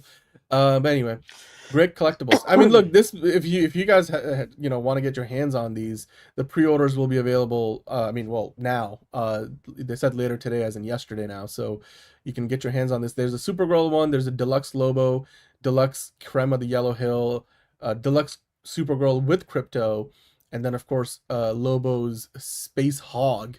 Is that what that says? Space Hog. That's a name. I like that name. Lobo's Space Hog. That's the name of his bike. Man, I do hope it can transform into the DeLorean, because that would be great. I mean, they call it a Space Hog, so I'd imagine it does more than just drive like a bike. So Lobo and Superman meeting would be fun. I don't know if we get that here, but I that would be interesting. Especially these two iterations of the characters. Okay, so the Watcher clearing it up. The McFarlane license That's what I runs thought. I thought it was 2027. till 2027. Then it's Mattel in January on in 2027. Okay, so Man of Tomorrow most likely, well, it will be Mattel, but this seems to be, well, this and Clayface and anything from Lanterns will all be from McFarlane, which I think a lot of people prefer McFarlane. I don't know why they made that change, but it is what it is. I mean, anything else you guys want to add to that reaction? Let us know in the comments in the live chat. We'll bring that in as we move forward. But John, any other thoughts you might have on the Supergirl trailer? I thought this was overall just a huge improvement. Very and great. A great right turn. Very great. So they didn't 110% win me over, but I'm like, I accept your premise. I love it. I did a whole U-turn on this movie. I was kind of on the fence, and now I'm completely sold. I want to see Supergirl. I think my box office prediction and projections for it went up. I thought you were going to say your boxers are wet, and I'm like, Dan, come on, the trailer wasn't that good. Wow. No, that's not what I was going to say. Again, the crypto stuff hits real close to home for me personally, so I'm going to be going to watch this movie. I'm so excited. I think all of a sudden for me, this is now my most thank you. We did exciting. Start late. We apologize. Yeah. But we were glad all you good. showed up for a little bit, gave a prediction, all that stuff. So for me, this is now my most exciting, my most anticipated DC project of the year. Well, until the Clayface trailer comes out, that is. Yeah. We'll see. We'll see. We did it right. All right. Okay. You guys let us know in the comments what you thought about the Supergirl trailer. We'll leave it there for now. I'm sure we'll be talking about it a lot more in the days and weeks to come. So with that, John, it looks like we're gonna transition right into the quick hits. So I'm gonna hit that bossa nova elevator music. Let's get into it, shall we? Yeah, with our blue ticker. I'll fix it. I'll fix that. You focus on the... Transitioning from the quick hits from Supergirl to the quick hits from Supergirl, a Supergirl trailer will be attached to the Super Mario Galaxy movie. So with that coming out now today for people on the East Coast, but for still, tomorrow for the rest of the world after us. But yeah, it is going to be attached to that. So that's very exciting. That's great. And then of course, all the people in the chat are. I love the fact that the person who's pro AI is the asshole that's gonna say this is gonna flop. It's like, bro, you use AI. Shut the fuck up. All right, calm down, fucking loser. Anyway. Yeah, I can't wait to see this before Super Mario and the Master of the Universe. I mean, clearly all these big trailers coming out, they know Super Mario, Galaxy is gonna be a huge hit. So there you go. Plus, as Sean Panker is saying right there, Mario has a massive audience, and it has it's a 4-quadrant movie, so you're going to be getting a lot of people with that. That's a very smart move. Yep. And as someone Hi, Marco. With your boy from the mythical side of things. Smart. Anyway, easily 1.5. I feel like with how big it's going to open. Mario. Of course, we got the Summer of Supergirl hanging on. We have. Dude, so they were talking about this is the House of L channel, and they were talking about it's all things House of L right now. It's the the day that they released the trailer, which was now yesterday if you're watching us live, Supergirl's 67th anniversary was yesterday when the trailer dropped as well. I mean, or depending on when you're watching. So interesting. So it wasn't a coincidence that they dropped the trailer. It seems like James Gunn would definitely be aware of this. James Gunn be James Gunning. So that's what they were pointing out here, because they did a whole trailer reaction, but then they were also pointing out that it is the 67th anniversary of Supergirl, and we get the trailer, not a coincidence. And so happy birthday to Supergirl. Yes. And yeah, great stuff. In more ways than one, because she celebrates her birthday in the movie too. That's true. That's true. But next up, Millie Alcock on what she learned from Game of Thrones about potential fan backlash. It definitely made me more aware that simply existing as a woman in that space is something that people comment on. We have become very comfortable having this weird ownership of women's bodies. I can't really stop them. I can only be myself. Now, initially, I was like, why are you making this comment? And I'm like, come on, that's like, why are you bringing that into? And then I realized, oh yeah, because the entire internet is calling you ugly for literally no fucking reason. Like, I don't get it. Like, I literally don't get it. What's so funny is like, oh, this bitch is ugly. She's fucking ugly. Oh my god, she looks like Sid from Toy Story. And it's like, you look like a toe. What the fuck are you talking about, bro? Like, I remember, like, a buddy of mine, we disagree on a lot of stuff, but, like, he was doing this, and I fucking called him out on it. I'm like, my brother in Christ, you look like the product of a Discord mod diddling an extra from Newsies. Shut the fuck up. Like, you are, like, way uglier than she ever will be, so shut the fuck up, you fucking dude, she's a perfectly beautiful, attractive, like, young woman. Like, there's nothing, I don't get it. I think it's just because she looks, in the trailer, she looks disheveled, the lighting looks weird, and she's supposed to be like this imperfect character. But, like, beauty is not skin deep. Like Sydney Sweeney or whatever the fuck. I've seen, because you know why? My mom was watching this other show or other movie or show, Siren or something like that. Mm-hmm. She was in that. That was a Netflix. She was supposed to be like a Stepford Wife kind of character, and she looked beautiful in that. You want to know why? Because that was part of the character. Supergirl here is kind of gross and disheveled, but that's like kind of the point. But it's not even. I mean, gross. I don't think is the right word. But well, like, not gross, but like she's just. I think it's still blah, because she's depressed. She's trauma. Absolutely. Like, hello, you're not gonna look your best when you're depressed. Hello. I mean, and there's the same as like as a guy and a like we all have our days like when we're not feeling. I've seen so many pictures of like where they Photoshop Will Poulter's face onto hers and like, oh hey, look, James Gunn working with the same actors again, and I'm like, all right. People can be so. Like it's just like it always comes from a dude that looks fucking inbred. It's like, you look like your parents are also siblings. Shut the fuck up. Like, get out of here. I think it's she's commenting on like a larger like societal like this whole idea of like it's a societal thing, but that's like this weird ownership of women's bodies. Like it's like it's like just there's no need. It's fine. You're okay. Yeah, like no need to get hot and bothered about like, oh my god, like just. If it doesn't work for you, it doesn't work for you. Like, okay, so great, but it's like, bro, you look like a toe. Calm down. I think, like, again, Millie Alcock is a beautiful woman. No, and she's great. She's great for this. Yeah, exactly. So, that's what I was looking for. She's messy and roughed up. That's the point. Yeah, that's what I was trying to say. So, yeah. Anyway, let's keep going. That doesn't surprise good to know. me. You probably good to know. Considering Caleb. You're on here every night, I'm willing to bet you don't get a lot of sun, Caleb. So and that's saying as someone who is a bald, fat vampire. So I look like an incel. Like I look like a Reddit mod. Like I look like a piece of shit. I can't comment on fucking anybody. That's why I don't. I learned that the hard way. I'm like, he's hey dude, you're fucking ugly. Stop saying like. People are ugly, and I'm like, you know what? You're right. I'm fucking ugly as shit. I can't comment on this shit. Meanwhile, Dan's the panty dropper over here. He just gets all them ladies. So it's he got the salt and pepper look. You rocking it. You say you don't rock it, Dan. I'm saying you rock it. I'm saying you honestly bad. In another life you could have been Mr. Fantastic with the the side whiteness or whatever. I'm just saying. Oh, I could give it a shot. Anyway, yeah, let's keep going. You would be better than Pedro Pascal. Anyway, But next up, she also had this to say in regards to people not liking superhero movies. Whenever a new wave comes along, there's going to be criticism towards it. Not every film is for everyone. The beauty of art is that you can be selective about your taste.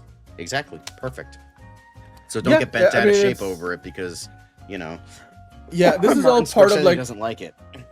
This was all part of a Vanity Fair interview she did. Right, so that's where these quotes are coming from. Like you could say you're that about your own looks, but like, bro, that's terrible. I hope you fucking sucker punch them.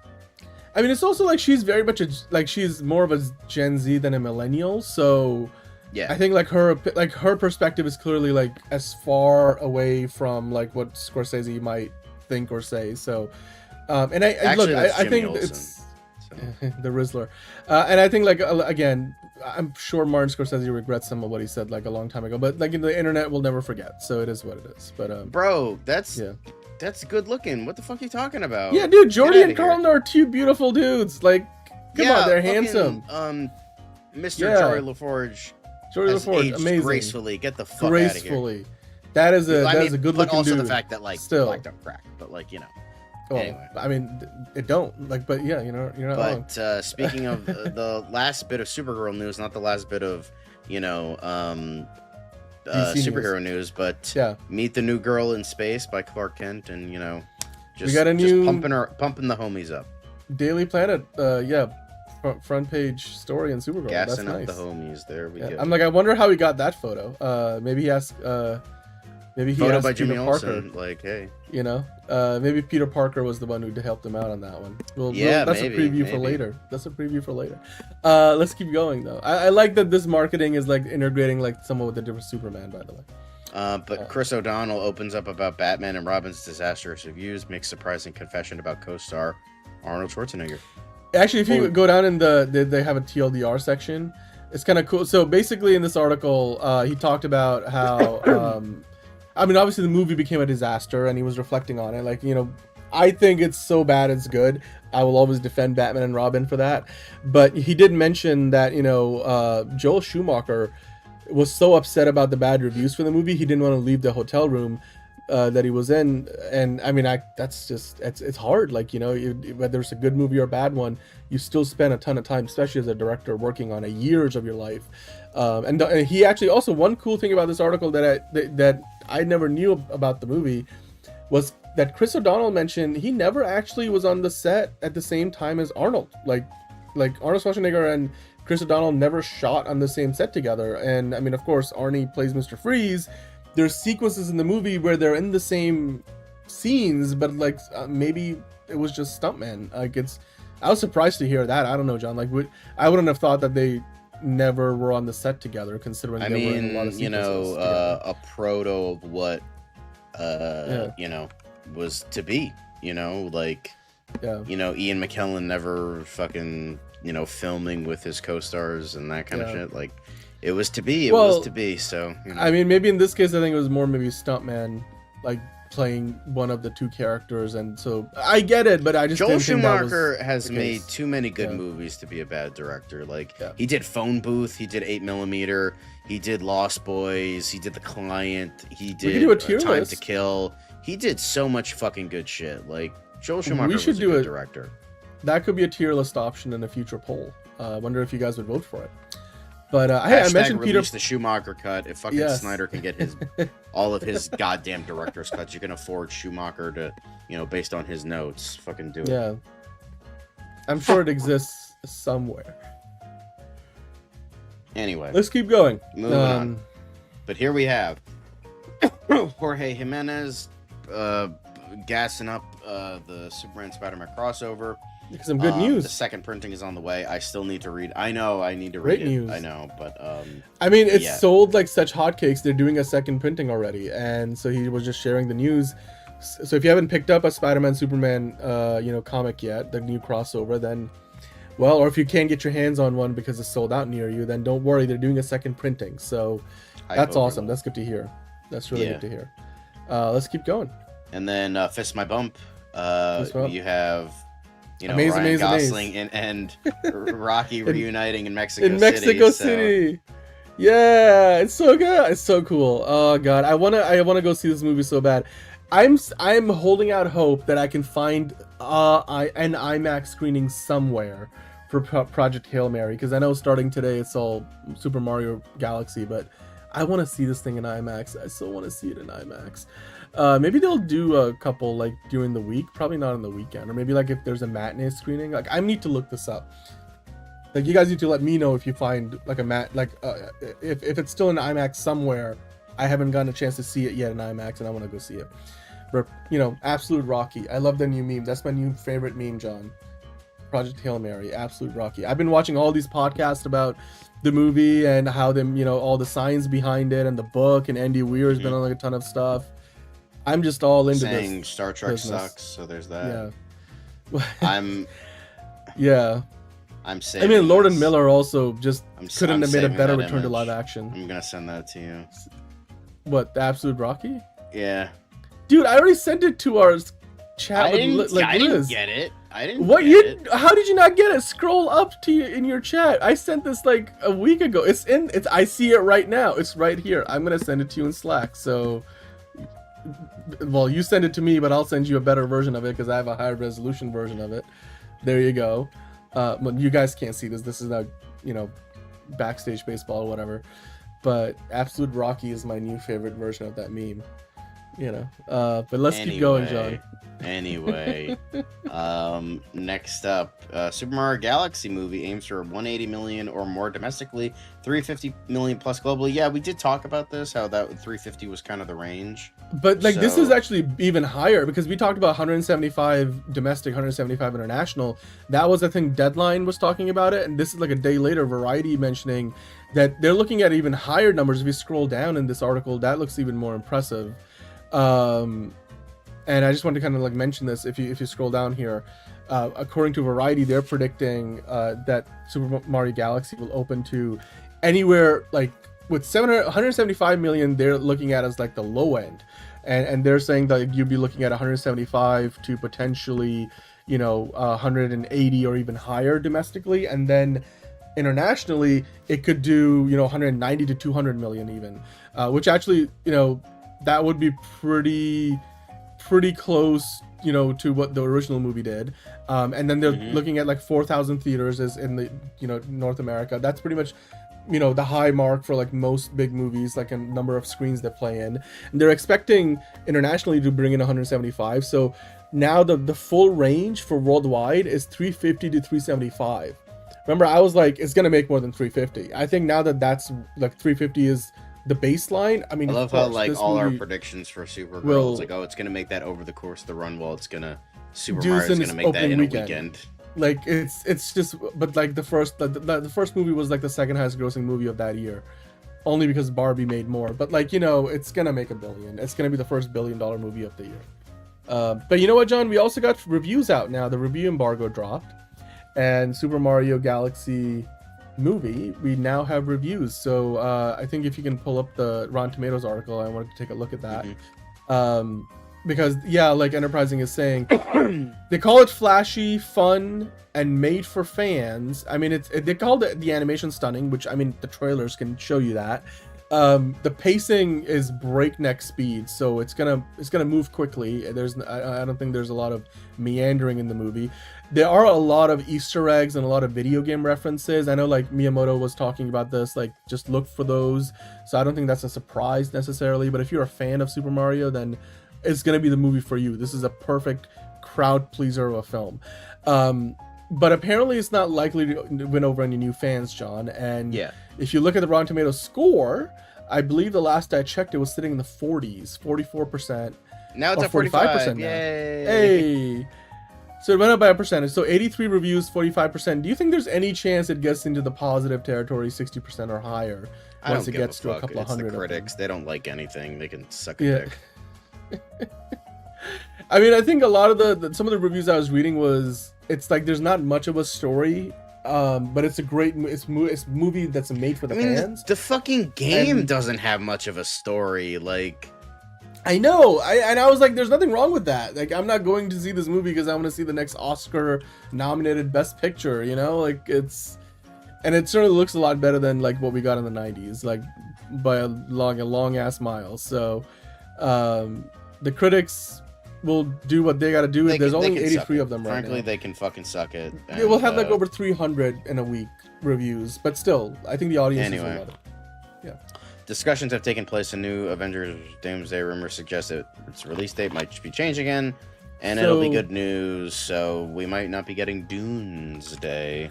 Well, I guess so. The idea would be, and this was, I think, the John Campea channel. They had some insider sources. They were talking about this the other day, that they reached out to somebody at Marvel, and they kind of said like there have been conversations between some executives about potentially moving Doomsday out of its current release date on December 17th, which is the same day as Dune Part 3, because Jumanji vacated its release date on the 11th to go to the 25th on Christmas Day.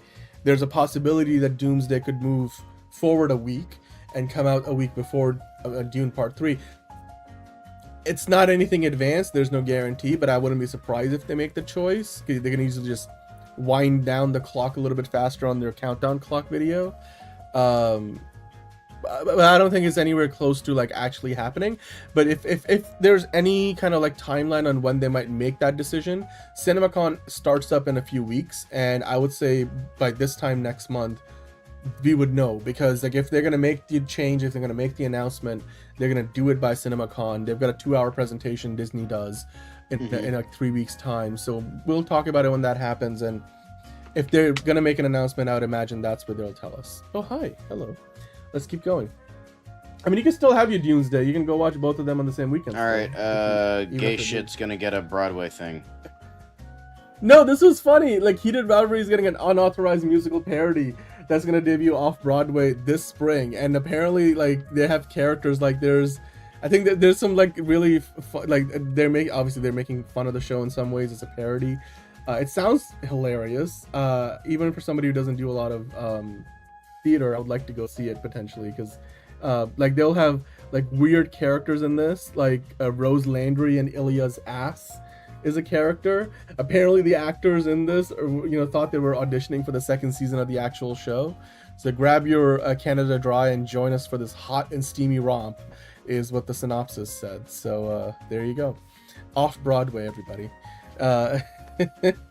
Heated Rivalry, an unauthorized musical parody coming to a off-Broadway theater near you. The Pit heads to movie theaters with Alamo Drafthouse screenings of the season 2 finale. That's pretty damn cool, bro. That is cool. I like it. I mean, have you been watching the new season, John? I know like your parents love it, right? My dad watches it. He's watching season 2 right now. I watched like 75% of the first episode, and that it was very good. Not like saying it was bad, right? And then I got like, that's the thing. Like, oh, I'm gonna watch this TV show, and then I watch like maybe an episode, and then I have to do a trillion other things. So it's just like, oh, well, okay. That's why it takes me forever. Like, I have like 400 TV shows to watch, and it's just like the only thing was like if I had like Groundhog Day powers or like stopping time powers, I could like watch everything and then be fine. Yeah. Yep. By the way, Fiona just came back from Canada today. She needs a lot of sleep, so I hope she's sleeping and resting up. It was an exhausting like trip. It was a work trip too for her. But yeah, the Pit is awesome. And M2G's all caught up. I'm not all caught up. I would love to catch up soon so I can catch the finale of season 2 in theaters. I think they're already working on season 3, so they're still trying to stick to the yearly release schedule, which is great. But let's keep going. Another TV show release date news. Oh, whoops, forgot to care. Anyway, Avatar: The Last Airbender season 2. That's the release date, John. Can you scroll down a bit so we can talk about the release date? I know, obviously the actors are growing up, so I don't know how that's gonna look. I mean, but anyway, it looks like June 25th is when they're gonna drop season 2. The show premiered in 2024, which would mean it's 2 years apart. You get the second season. I don't know. I thought this had a lot of potential in the beginning, but then the creators left, and I mean, it also was a little underwhelming. So hopefully season 2 improves on that. Like Rings of Power did for season 2, much better than season 1. So we'll see. Caleb, M. Night is never doing or getting anywhere close to this franchise. Now we get into trailer stuffs. And that is, did you see the first this? thing was Cape Fear. I didn't. This is the one teaser I did not see. This is one trailer I didn't see. Okay. So. This is creepy. The Cape Fear. Look, Javier Bardem just goes to show you the dude can in one in one moment he can be like this suave retired race car driver turned F1 team owner in the F1 movie, and then the next he can be like in a Martin Scorsese remake of a Martin Scorsese movie as a TV show, being all creepy as hell. This is the same Javier Bardem, of course, who was in Skyfall, the villain. So damn. And I mean, his character is haunting Amy Adams' character. It's it's Apple TV. Like it's gonna be amazing. I don't even have any doubts. I wonder if I'm gonna watch it. Like, is gonna be at the top of my list or not. But it's a show that you can get into. I was impressed by this Cape Fear, which was actually the Martin Scorsese movie. Was a remake of another movie in 1991. Of a 1960s movie with Gregory Peck and yes, Robert Mitchum. Gregory Peck. So this is a remake of the movie, the Martin It's a remake Scorsese of a movie as a remake. TV show. Yeah, a remake of a remake. There you go. Thank you. Well, Caleb, exactly. Yeah. Let's keep going. This was a great. I enjoyed it. I mean, I love Apple TV. This one, now we're talking about great trailers, 10 out of 10 trailers, is Backrooms. This looks fucking phenomenal. I love Woo. surrealist liminal ideas. Yeah. So it's by the guy who did a lot of the Backrooms videos on YouTube. Mhm. So this I'm excited for. This looks really fucking good. And Yeah, and yeah, I mean, Renata Rensev coming off a Sentimental Value. Oh, the Sentimental Value. She's on a heater right now. She was also in A Different Man with Sebastian Stan. So, yeah. And Chiwetel Ejiofor needs to have some good hits on his. He's made some bad choices with his projects over the, or maybe just ones that didn't pan out. I really enjoyed this. The teaser for this before this came out was also. I like pretty how it's like intriguing. a cross So- between found footage and not. I like that idea. Yeah. Like, But yeah, this is yeah. It's- definitely intriguing. But it's it's got such so a great cool. cast, and it's just like the fact that Kane Parsons is like 20, like Mhm. you know, is good for him. And this is like gonna be the third YouTuber movie this year. You had Iron Lung back in January, February, and then we having the Curry Barker movie Obsession, and then you have this, and it looks all three. I mean, Iron Lung was great. Obsession looks fucking terrifying, and this looks insanely creepy. I mean, and this is also, by the way, this is the highest profile one. It's A24. Like, this is A24. Well, I mean, Obsession So, is it's big. was picked up by Focus Features and Blumhouse, so that's still pretty. Actually, no, damn you're good. right. I didn't know that. That is good. That is actually big. That's big time. That's even bigger 'cause than. the thing is, I think Obsession was. I think it was produced by Focus Features, but it's being distributed by Blumhouse, or Okay. the reverse. I Well, but they're forget both which one. sister studios under Universal, so it's still the same. Well, house. no. I thought Focus Features was under Sony. No, Focus Features is Universal. That's their prestige okay. label, and then Okay, Blumhouse my is their bad. horror I label. thought it was Sony. They're all. No, they're sister studios. Sony's got Sony Pictures Classic. That's their equivalent of that. Okay, my bad. I don't Yeah. know why I thought Focus Features was Sony. Anyway, but yeah, Obsession looks really good. This looks really good. I'm excited. Like, this looks like a good Undertone. Was fucking absolutely terrifying and just scared the fucking piss out of me. So this is a good year for horror. Very good year for horror. It's Iron a Lung good didn't beginning. scare me, but it was definitely a very horrifying concept and very intriguing. So I mean, I don't think this is gonna break through to the mainstream like Sinners did, but it's still. No. I mean, Scream kind of is waving the flag for the horror franchise in the mainstream. That came out this year. so Okay, far. maybe not the best year, but it's still a very good year. Well, So- I mean, it's the highest-grossing Scream movie ever, but.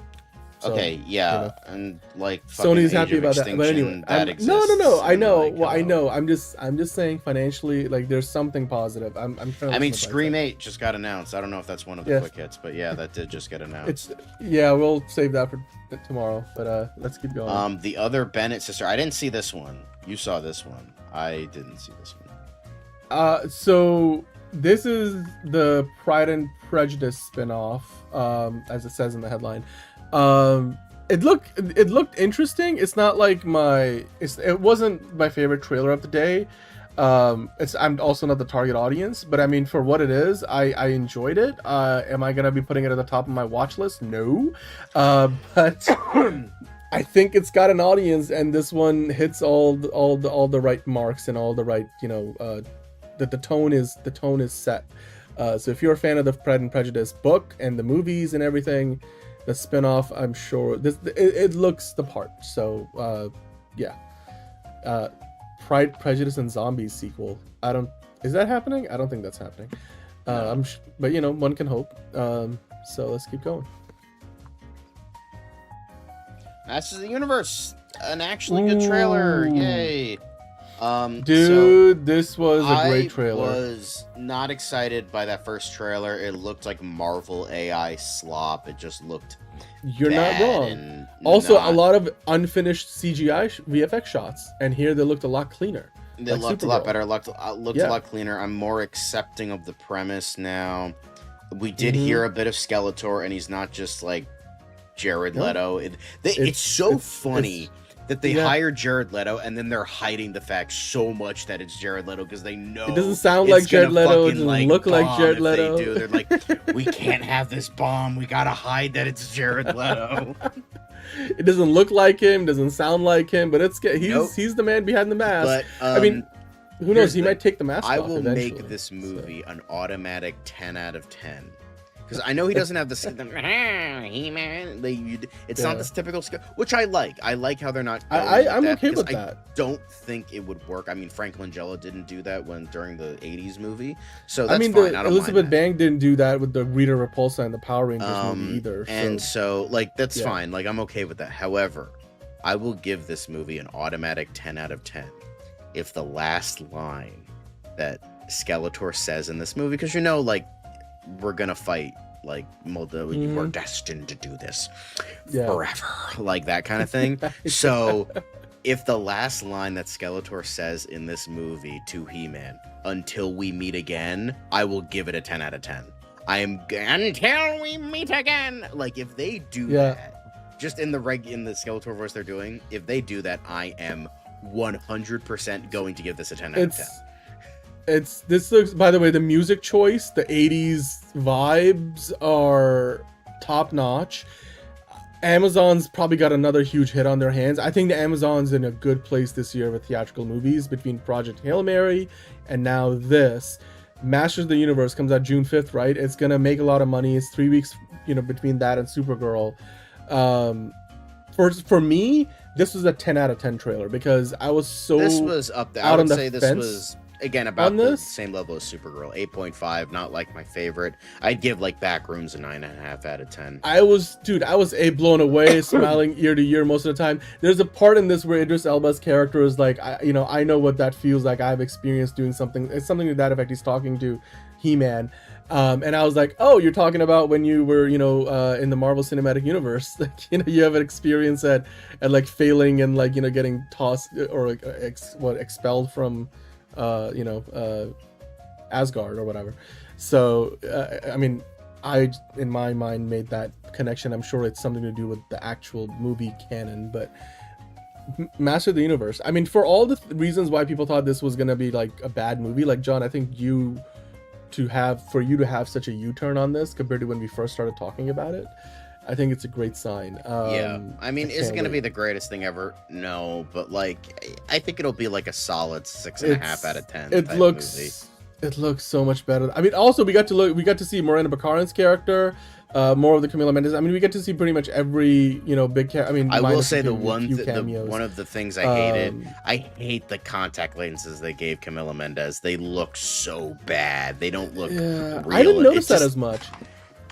They gave her fake. Well, the thing is, I know her eyes. I've seen her face, so obviously, I'm not as familiar with her, but maybe that's why. Okay. Because she has brown eyes, I think, or hazel eyes, but then she has bright blue eyes, and it's oh, that doesn't look right. I understand because they're going for a redhead, blue-eyed girl. It's okay, but you hired a Hispanic woman, so just let her look the way she looks. It doesn't work if you try to make her a redhead. Force the look a little bit. Yeah, I was really impressed with the VFX looked a lot better. It's also thematically, I think, works really well. Nicholas Galtazine looks the part. About as close as anybody ever is gonna get. But Dan, he has the ability to touch his hands behind his back. That means he's not strong enough. I don't care. But dude, Travis Knight with Bumblebee and Kubo, exactly, Caleb. I trust this movie. If I were to give you a box office prediction, I think this movie probably easily makes $600 to $700 million because it's gonna click with all the millennials, another hit for Amazon MGM if that's the case. Huge. Like I said, it's gonna be a big year for. I really like where Amazon MGM is headed right now with their slate this year. It looks really good. Yeah. So let us know what then you think next about up, it. Netflix to stream the 51st AFI Life Achievement Award honoring Eddie Murphy. So congrats, Eddie Murphy. It's a shame you haven't been in a good Yay. movie in like 10 years, but hey, you Yeah, don't have to ever work again.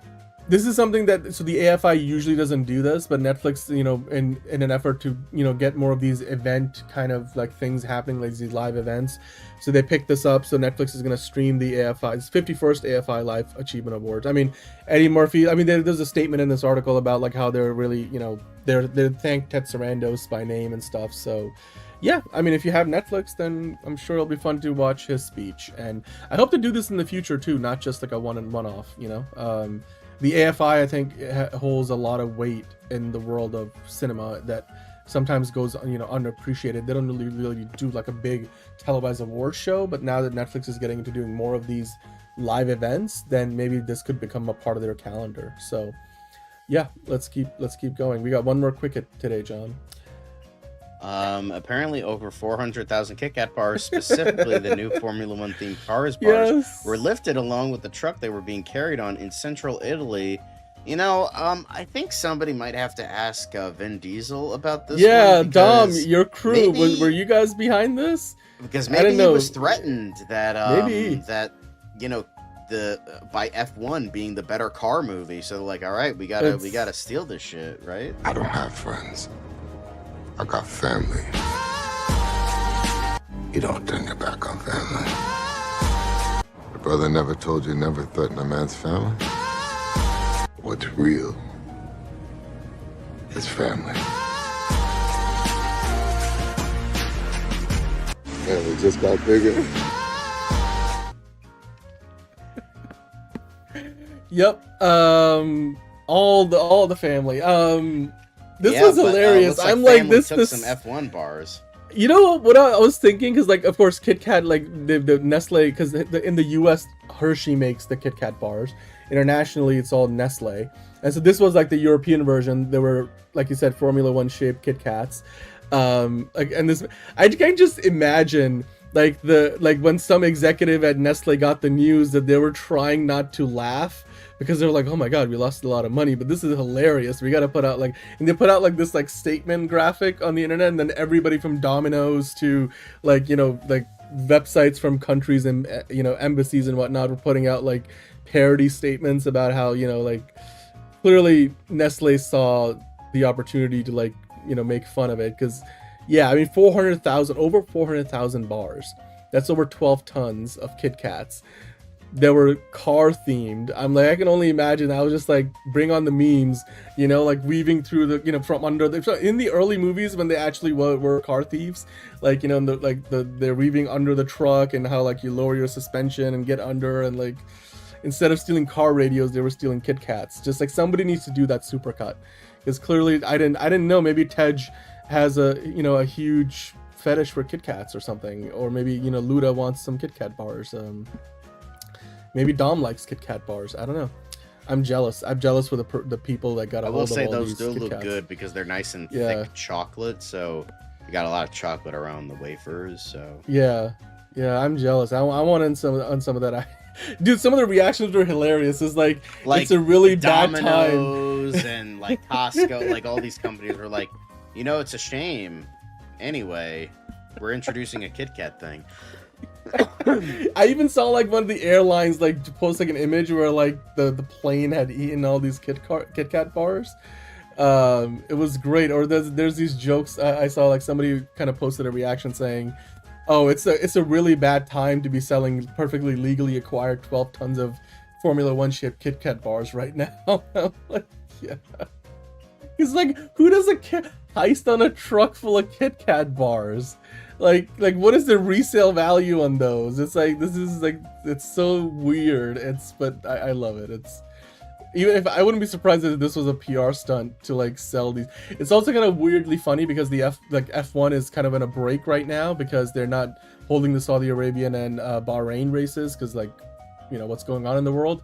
So they're basically not doing anything until they come to Miami in April. They just did the one in Japan, and it's so, I guess for F1 it keeps them in the headlines for a little while. Nice and thick chocolate, John. That is an interesting description. I was It's thinking just about the same it's like thing. the bar is like usually Yeah. thin, and then this one's bigger. Mhm. It's bigger is better, and once you go black, Yeah. you never go back. So You said it. Yeah, KitKat heist. yeah, It just- honestly, now I want to see a movie where I a do. heist is done by diabetics. That would be an interesting heist movie. I just know, I just want to see a movie from like I want somebody to go and do the research on this, find the people that did the heist, and then like interview them secretly. You don't need to give away the identity, and then like turn it into a movie. Then somebody needs to like get the rights to this story and make it a movie. You know what? For tomorrow's show, when I have more time, I'm gonna make, because this basically what happened is this was a truck that was in transit from Italy to Poland. So you can literally just, the story writes itself. I want to do an Italian job KitKat bars poster. do. Dude, I want to do an Italian job poster, except every head is replaced with a KitKat, because it's the Italian job, because they were going from Italy to Poland. I'm sure somebody It's already great. has. I I'm hope sure so. It's, like you can make so Ocean's perfect. 11 and make the 11 a KitKat bar, since Yes, it looks like a KitKat yes, bar. yes. You know, you could do so much. Like Fast 11, like Fast Forever, and like, oh, we know what Fast Fast Forever, Forever yes. is going to be about. Yep. Honestly, Take that a would break, be like. yeah. Unfortunately, Vin Diesel isn't this self-aware about this, but it would be funny as fuck. And they're like, "Yeah, I did this job in Italy." Or like, "What'd you do?" Like, "I stole this huge shipment. It was crazy." And like, maybe it was like John Cena could pull it off. Thought it Like- was like car radios, but And turned out to be a bunch it's of just like he KitKat. goes on and on and on. And then Dom's like, "What was it?" He's like, "It was Kit Kats, bro." He's like, It was Kit Kats. "Once you break, you These can't Formula stop, One bro." Kit Kats. It's like, yeah. It's like, bro, they're so good. He's like, Yeah. "Are you fucking kidding me, bro?" But the thing is, no way would they do that. Vin Diesel isn't that self-aware, but if you could, just- John Cena would make it's that so work. wild. It's so wild. This story is so crazy. It just writes itself. This needs to be a Hollywood movie. I would love to go see a movie. Yeah, no one saw him coming. And you'll never see me coming. Anyway. That's it. That's all the quickest we got. KitKat bars. 12 tons of them got stolen on the way from Only La Supergirl Italia. quick to Polska, hits, and so, we yeah. still have it be fucking 2 hours. That's just the power of Dan. So you know. Power of Dan. Well, okay, cool. I'll take the blame. We had fun. It was a fun show. No, You no, I'm guys- just saying. what? It's like when you're here, it's I'm- like because you have done I'm even not by skipping yourself. across stuff. Like you've done 3.5 hour 3 hour shows. long like course, videos. 'cause- Meanwhile, like I'm in and out in like an hour. Like I'm sorry, I Yeah, just don't have a 'cause- lot to say about things. Well, to each their own. Okay, hurry, we gotta go watch some Double D's. Okay, well, you go watch some Double D's, M2G. I'm gonna go watch, get some Double Z's, because I gotta be up early, and then we're gonna be doing a double show night tomorrow. Actually, John, do you have the poll? The Fancast I Friday can poll is get up. it. Hang on. Let's take a quick look, because I mean, hit the like button, by the way, on the way out, everybody. We do appreciate that. I know some of you guys forget to do it, but we would really appreciate it if you did. And if you're not subscribed, please subscribe. We're here 5 days a week. Speaking of, we'll be back with DC Daily tomorrow, and then Although I after did DC fuck Daily, up the title. be doing I Tier List apologize Tuesday. for that. So yeah, hang on. it makes sense. Stargirl. I don't know if it was on YouTube, but I mean, it was a decent What show. Stargirl? The DC Stargirl or the No, I think he's talking about the DC Stargirl. Okay, because there's also the Oh no, I Carl know. Hyacin novel. Oh, Anyway. I know. Well, I mean, it's on YouTube though, so I'd imagine Hang it's on, let me just. not the DC. Yeah. Anyway, There we go. I will never change, MTG, and I hope Oh. you never change either. There's the poll. Just so you know, John made the poll, so you'll notice that there's a. I know. Okay, I was looking at the tier list Tuesday. I copy and pasted it. It's the Fancast Friday poll. It's the it's Fancast not a- Friday poll. I Yes. meant to put, that. Yeah, and Caleb saying that. Hey, Armor Wars is still ahead of Midnight Sun. So like, Somehow, you guys are looking to. Well, it But I looks thought like it was like, Flash let's do Director a. It's gonna win. Bless you. I decided to do a theme. I thought that was nice. And the thing is, what It are is the a theme. only two MCU movies that don't have a director right now are Well, Armor Wars and right. Blade. But since Blade is pretty much dead anyway, I made it Midnight Suns. Well, yeah, I mean there are rumors that might be the direction they go. Armor Wars is, by the way, in more of a development hell than even Blade's. I mean, it's like, it feels like at least somebody goes and checks in on Blade every once in a while and be like, "Are you alive? Are you okay?" And like nobody even knows where Armor Wars exists or not. Like it's a myth, like MTG is saying. So George Moore, hello, George Moore. Thank you. Oh, hey, for George. the prediction. Hello. Coming in a bit late. That's all right. But yeah, or maybe you're watching like behind, and you're not. Yeah. Thank you for the prediction. And hit the like button while you're here. But of course, if you're just joining us, be kind and rewind. 500 to 600. That's exactly what I said too, George. I think you and I are on the same page on that for Supergirl. Armor Wars is Marvel's Half-Life 3. I know. It's more gone than Amy Dunn. I mean, I thought it was dead. I feel like we had all these news, like every 6 months they tell us like, oh yes, now Armor Wars is dead. Except then they're like, oh no, maybe it's not quite dead. Right. So yeah, we'll see. Victory Mine, Supergirl, keeping hope alive. Yes, that's right. So with that, I think we're gonna wrap up there. And we usually end with the DCU Daily intro, but since we just did the news, we kind of reversed the order. Let's close it out with Ken, which is a good segue because we're doing Ryan Gosling movies tomorrow. That's gonna be Tier List Tuesday on a Wednesday after DCU Daily. Tune in for top 10 Ryan Gosling movies. It's just too late for us to do it tonight, so we're doing it tomorrow. So yes, we'll see you then. For All Mankind review, Daredevil. Hopefully Liz is here. If she is here, we'll do a Daredevil episode 2 and 3.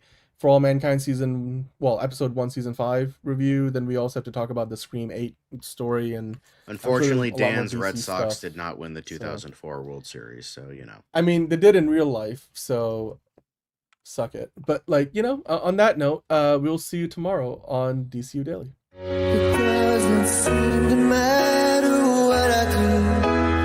I'm always the number 2. All right, mister, I need to paint my abs on to get nominated. You don't see Robert Downey doing that. You're kidding.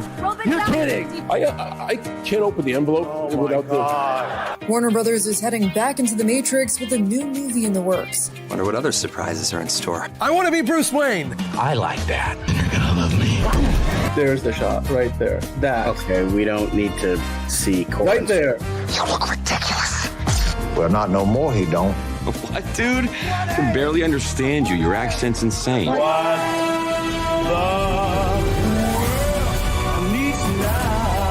Give me a hand up. Nope, I'm actually okay. Thank you very much. Oh, wow! Wow!